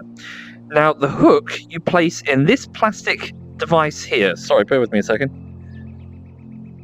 Just verifying that the camera's picking up. Yeah, it's cool. So the hook you would place in this plastic mold. There's you see that little circle in the bottom there? That's where you place your hook and your bait. And then you fill this mold with ground bait. So like a paste, I suppose, that you've mixed with water. It can be anything, really. There's lots of mixes that you can buy these days, but it's often like a bread or bread and sweet corn and lard or whatever mixed together. But over on Tuesday, I was using a feeder much like this one, and I was using bloodworm, so like a powdered bloodworm flavor type thing, like insect protein, and it was all, you mix it with water and it becomes like a dough. Put it in here. And then you do this. You press the mold down onto it, like that. You press it right down. You squeeze it really, really tight. And then pop the edges.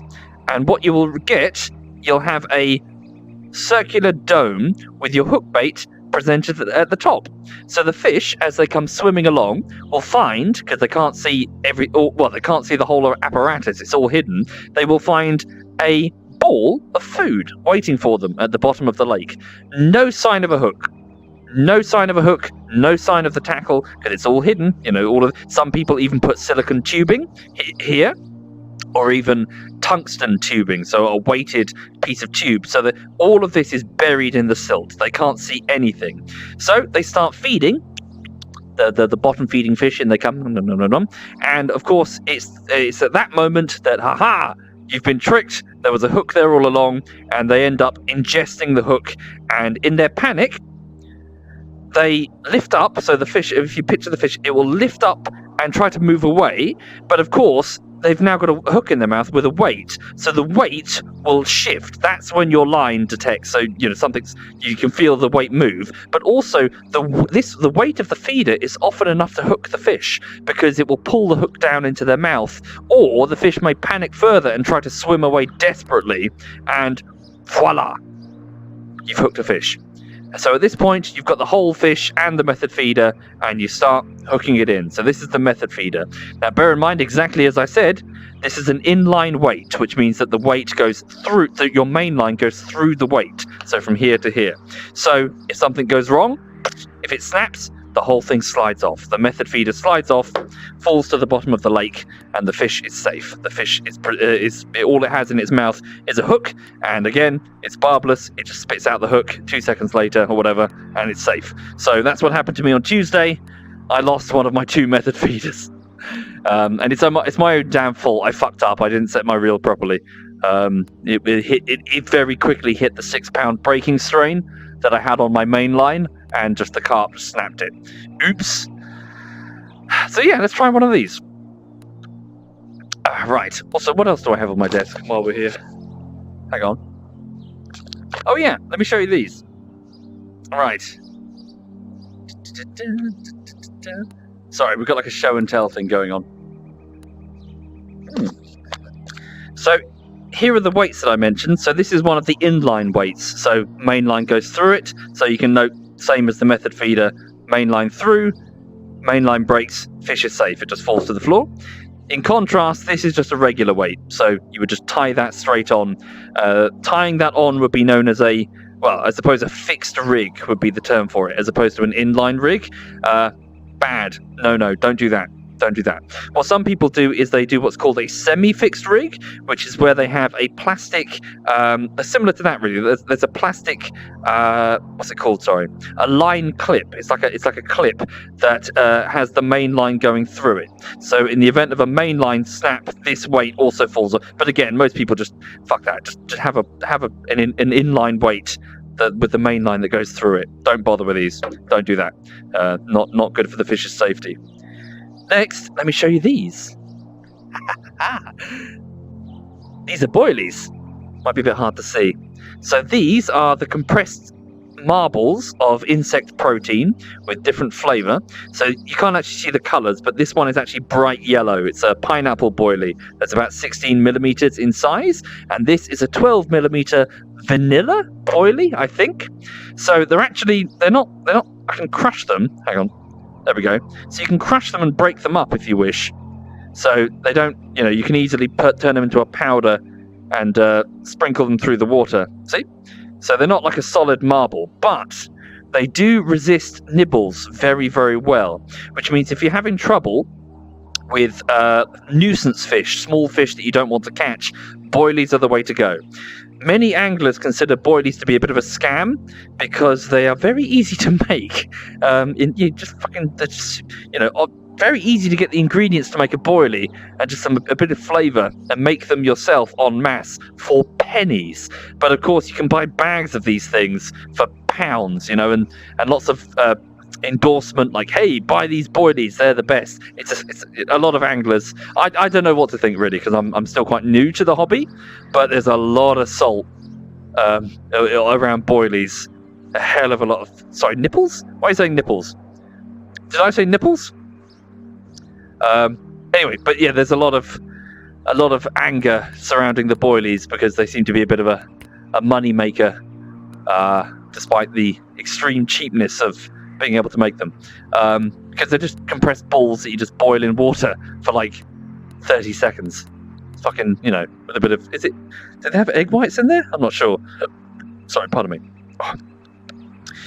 Anyway, just doing a bit of a random show and tell. Oh yes, look at this. Don't laugh at me. I'm sorry. Don't laugh at me. This is my sonar. This is my sonar that I keep babbling on about. So this is the float that goes bloop in the water. This is the Wi-Fi antenna that broadcasts back to the bank, and then beneath it, boop, boop. So this little dome is going boop, boop, into the water to give me a depth reading. So this is the heavy thing that I was splashing in the water on Tuesday, getting some funny looks from the anglers. But yeah, it's Don't hate me. It's fun. It's cool. It's a little tech thing. Yeah. See, typically what you do is use one of these. So this is what I was talking about yesterday. I found it. This is the weight that you would drop to the bottom of the lake with these. I guess it's just like feature finding. It's called a feature finding weight, I think. Effectively, it's designed to get snagged on things. So falls to the bottom of the lake.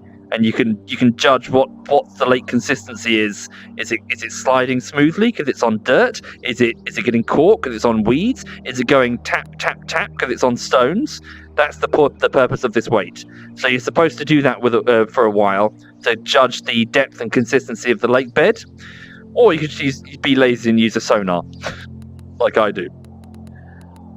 Does the sonar scare the fish away? No, they can't detect it. They've got no means of detecting it. They're not dolphins. Right. Hang on. Why is that clicking? Sorry, I'm hitting the interface. Anyway, so those are some bits I've got for a show and tell. I've got some other bits stacked up in front of me as well. Smaller floats. Ooh, let me show you this. Look, cage feeder. Isn't it adorable? It's a tiny little plastic cage where you just stuff some bread or something in there and just tie it to your main line further up, and of course the bread starts disintegrating in the water and sprinkling it. It's a tiny little cage. Yeah. I had my box of toys. Right. Sorry. Let me have another quick drink.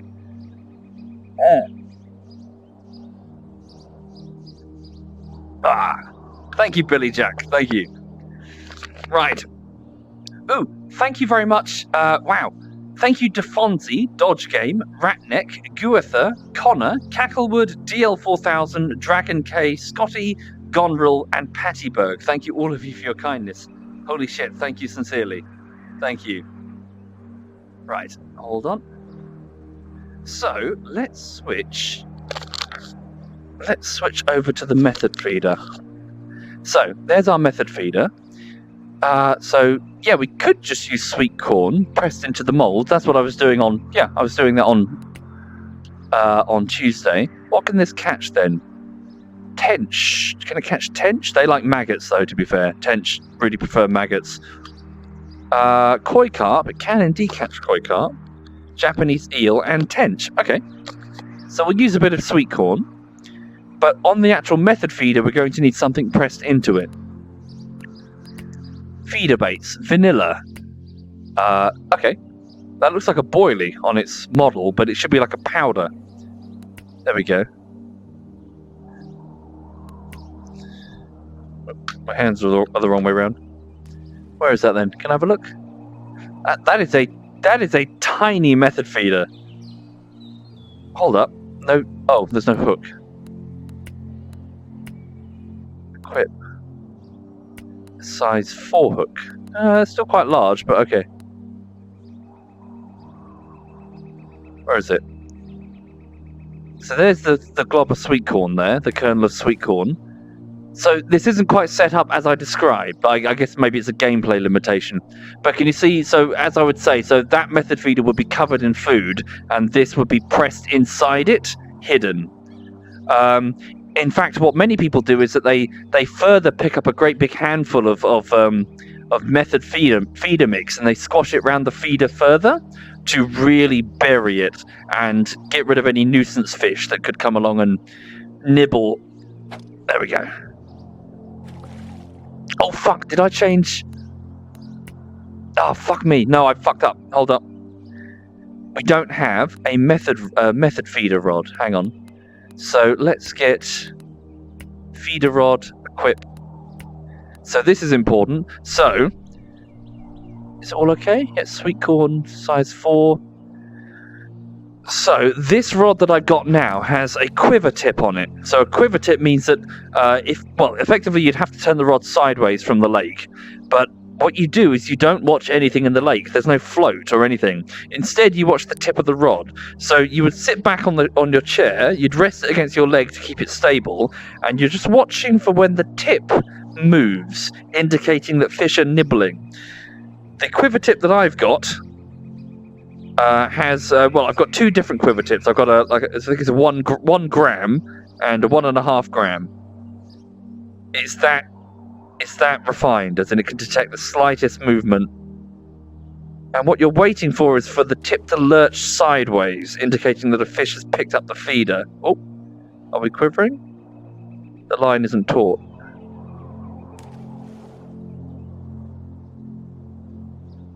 My line isn't taut.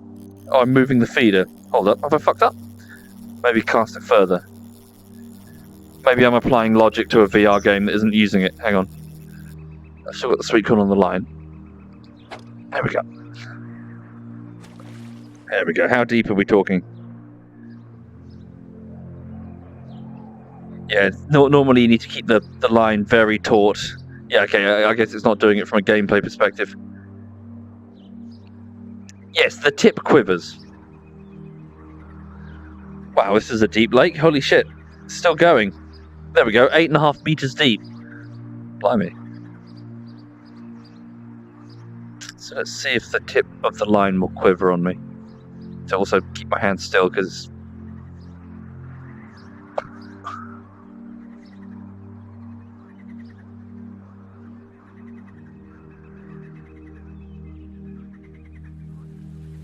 Oh, hello.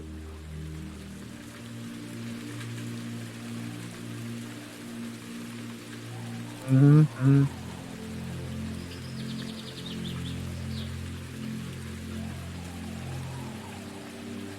Is it quivering?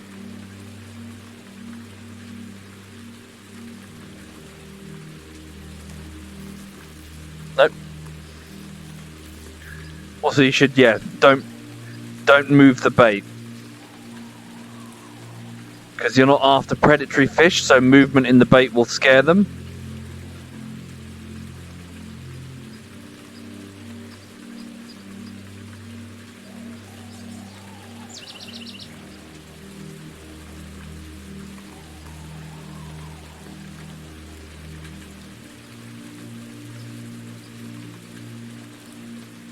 Is it quivering? It's hard to tell. Typically, an actual lifting of the method feeder would produce quite a big, sudden jerk on the rod. You wouldn't be looking for little quivers, you'd be looking for a sudden, flexible twist for several inches. As in several inches down from the tip of the rod further. Can I see underwater? No, I can't. Hang on. Hold it quite low as well.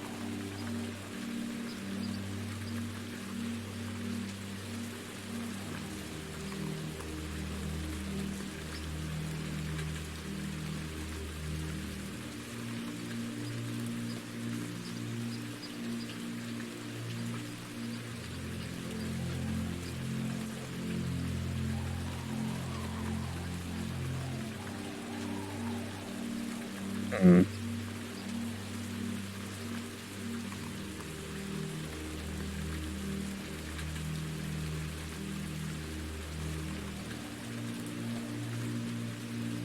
They're not going for it, are they?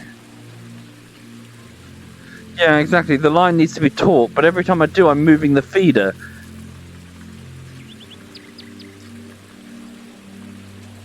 Let's just try it. Hang on. Shouldn't be doing this. So I can't seem to get the line taut, is what I'm saying. It is grounded. I think it's just a VR gameplay thing. I can't seem to make the line taut.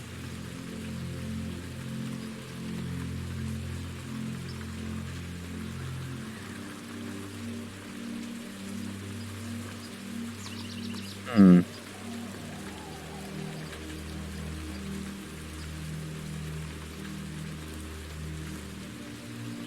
No, they're not going for it.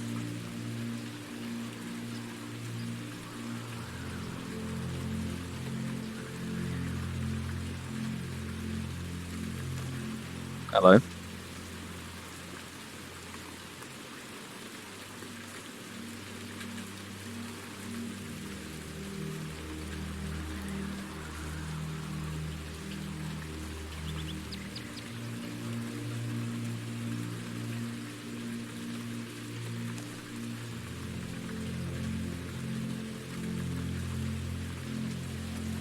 No.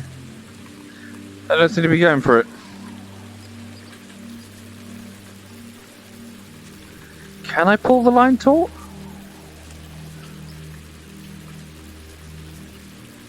Yeah, the line needs to be taut, otherwise the quiver tip just isn't going to work. So he's just going slack on me.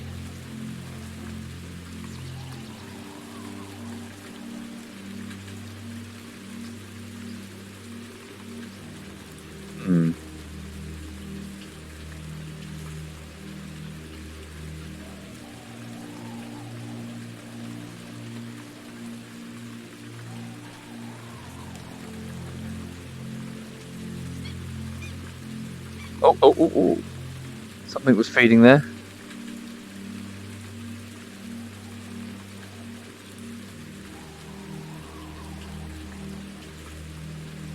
Something had a go at the method feeder. Fuck.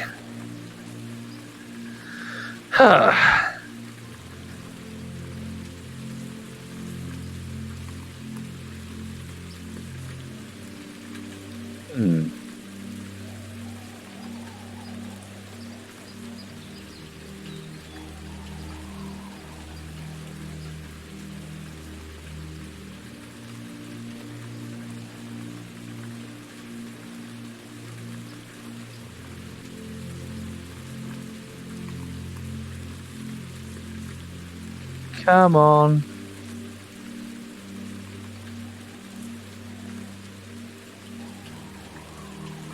Another thing that I can't do in fuck.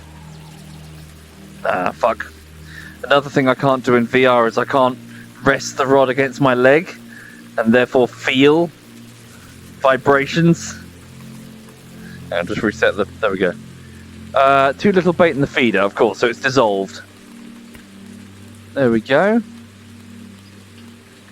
Too little bait in the feeder? Should we buy some different? What else is here? Vanilla. Also, we should probably put a boilie on this rather than different bait. You want to disguise it with the feeder.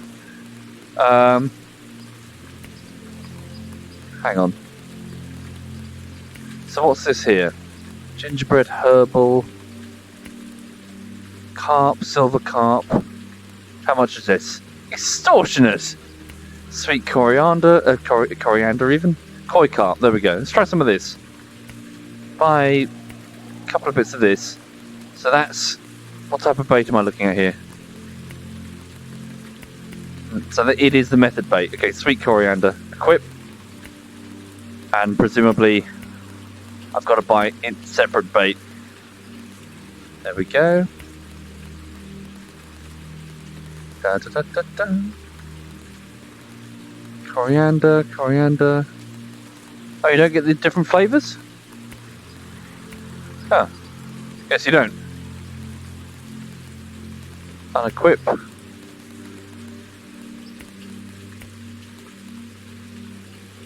There we go. Equip a boilie. Resume. Yeah, typically you want to match the colour. You want to use the same...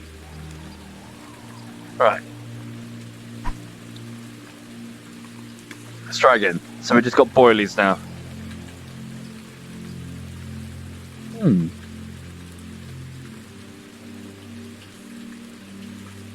Rest the rod against my leg. Yeah. Oh, is that vibration?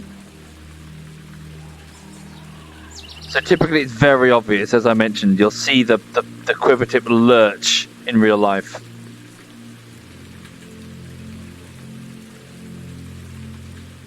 And you want to resist the urge to go on every slight vibration because it could just be nuisance fish nibbling on the feed. You'll pick them up too.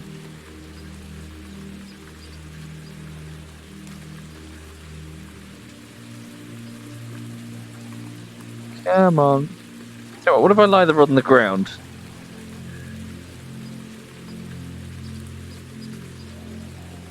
So I'm not moving at all.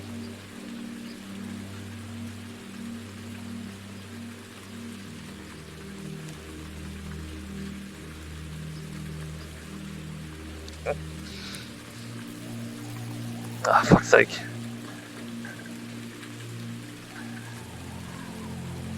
What am I doing wrong here?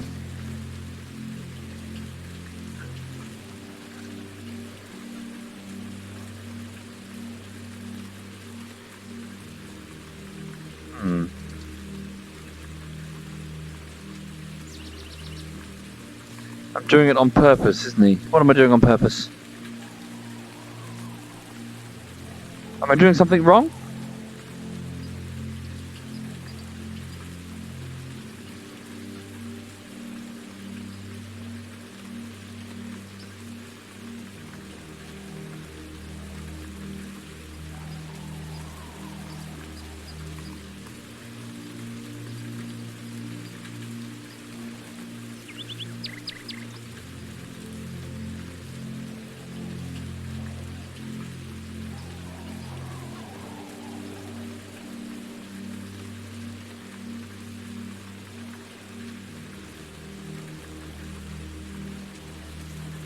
Oh, are you guys just laughing at quiver tip? Is that what you guys are doing?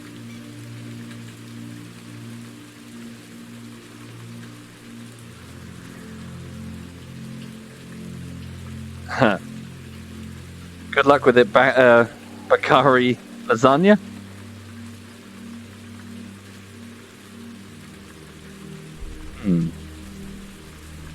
What? Nah, fuck. Okay, let me. Nah. The fish have nibbled on the fish. Too little bait, but there is bait there. What have I done wrong here? Too little bait on the feeder. So what's this, backup bait?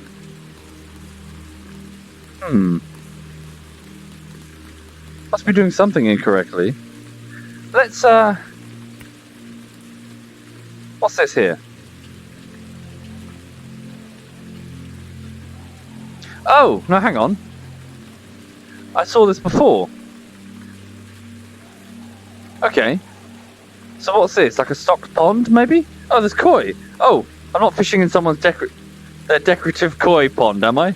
You know, the ornamental ponds? Am I going to get yelled at by angry businessmen?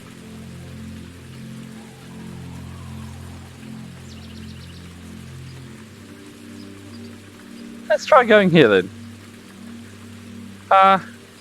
Also, do we have any ground bait? Feeder bait. Ground bait. There we go. Sweet coriander. Buy. Equip. Resume. Hold for the... Yeah, chuck in the ground bait. Here we go. Right. Stand up. Don't fuck it up. So that should expand in the water and scatter... There we go. There we go. No, cast that further. There we go. Right. So ground baiting is a, well, ancient practice, really. You would go several hours ahead and start throwing in bait into one area of the lake. Bottom-feeding fish will start congregating there, trying to find it, and they'll stay there for hours. Hell, some people ground bait for days. They go to a venue and discreetly chuck in the ground bait in one particular area. And then, of course, when they arrive to do their fishing, the biggest fish will be in this one area.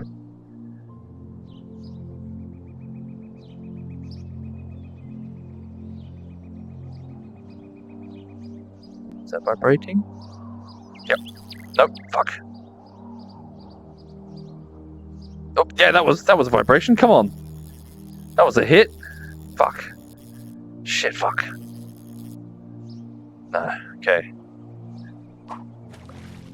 That's not far enough. There we go. So ideally you want to cast further out, so you disturb the water further away and you don't alarm the fish. Again, so you're not hunting predatory fish here. So you're hunting skittish bottom feeders, which are hard to get. So splashes in the water will cause them to flee because they'll think it's like a predator, like a heron or something.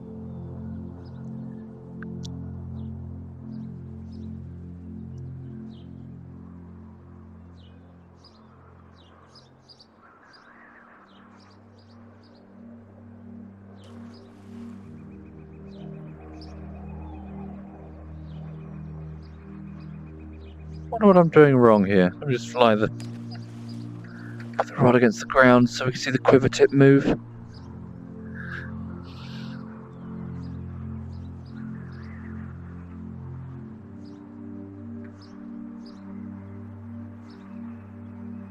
Yeah.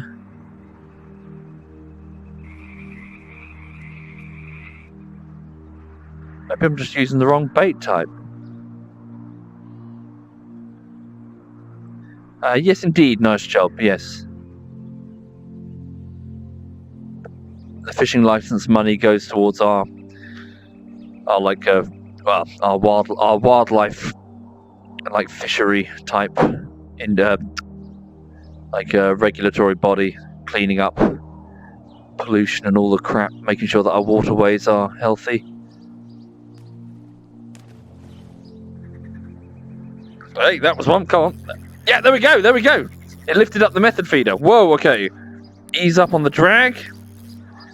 There we go. Come on, come on, come on. Oh, it's tiny, isn't it? Is it the tiniest? Really? Come on! Oh, I've caught my first carp! I've caught my first carp, everybody! As you can see, clearly the king of coarse fishing. A 12 centimeter, 0.15 kilogram. Is it Crucian carp? I'm not sure how these are pronounced. I've never caught one before. It's a specific type of carp. Yeah. So it's quite full-bodied. It's quite round compared to a sleeker carp, like a common carp. What is this fucking minnow? Fuck me. No experience I've released. Just release it back. It's very accommodating. Look, see, the game thinks it's huge when I release it. It does that animation. It releases an enormous fish. It's just a bug. God damn it. God fucking damn it. My first carp and it's a fucking piss take. Oh, man. Yeah. Oh, no, that goes in the trophy room. Are you joking? We're going to have to check the trophy room in a minute, aren't we? To see this ridiculously small thing. Because you frame the first one that you catch there. Okay, hang on. So, equip. Oh, that's ground bait, isn't it? I just want regular bait.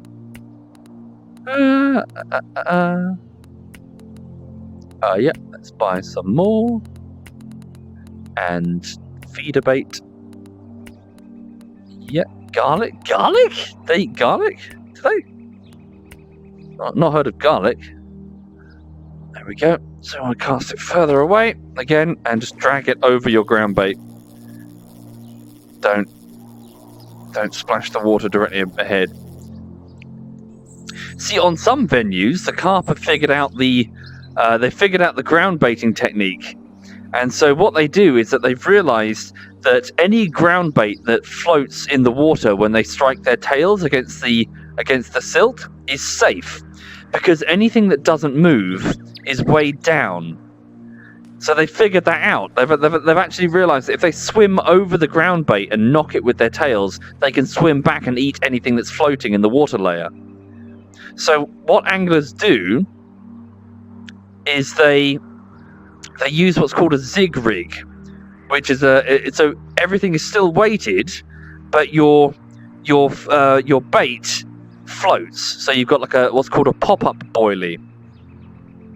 A boilie that's buoyant in the water, and you use a hook that floats, so just a floating hook, and also a buoyant hook length.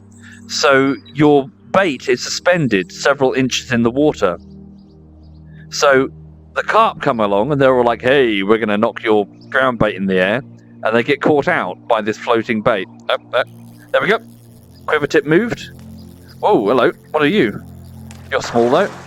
Oh, it's a tench! New record, it's a tench. I love tench. Yeah, this is the fishing that I do. So the tench is not immediately obvious when you look at it like this, but when it's swimming in the water, it's got these beautiful dark fins that unfurl around it, and the way that it moves in the water is very elegant. The tench was known as the doctor fish back in medieval times because there was folklore surrounding the gel that covers its body, its anti-parasite film, that it has healing properties. It doesn't. But yes, it was known as the doctor fish because they believed that it would heal other fish, that other fish would rub themselves against it in order to heal injuries. It's nonsense. It's a very, very timid fish. It hangs out in undergrowth and lilies and stuff. It's hard to get tench biting. They love their natural food, so they don't typically go for boilies like carp do. They love to go for maggots and casters and stuff.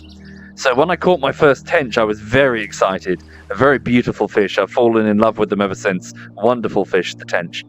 Okay, so sell that tench. Right. Sweet. Okay, looking at the time though, everybody, I think I've run out of it today. Sorry. But no, I hope that stream was okay. I need to go and work on Holdfast bullshittery now. So yeah, before we go, let's leave the venue. Okay. And go to the trophy room. Where is it? With the super loud fire for some reason. Hang on. So we've got like a... Oh, wow, okay. Hey, look at this. That's a fish. Bull trout, 6.38 kilograms. So that is a substantial fish.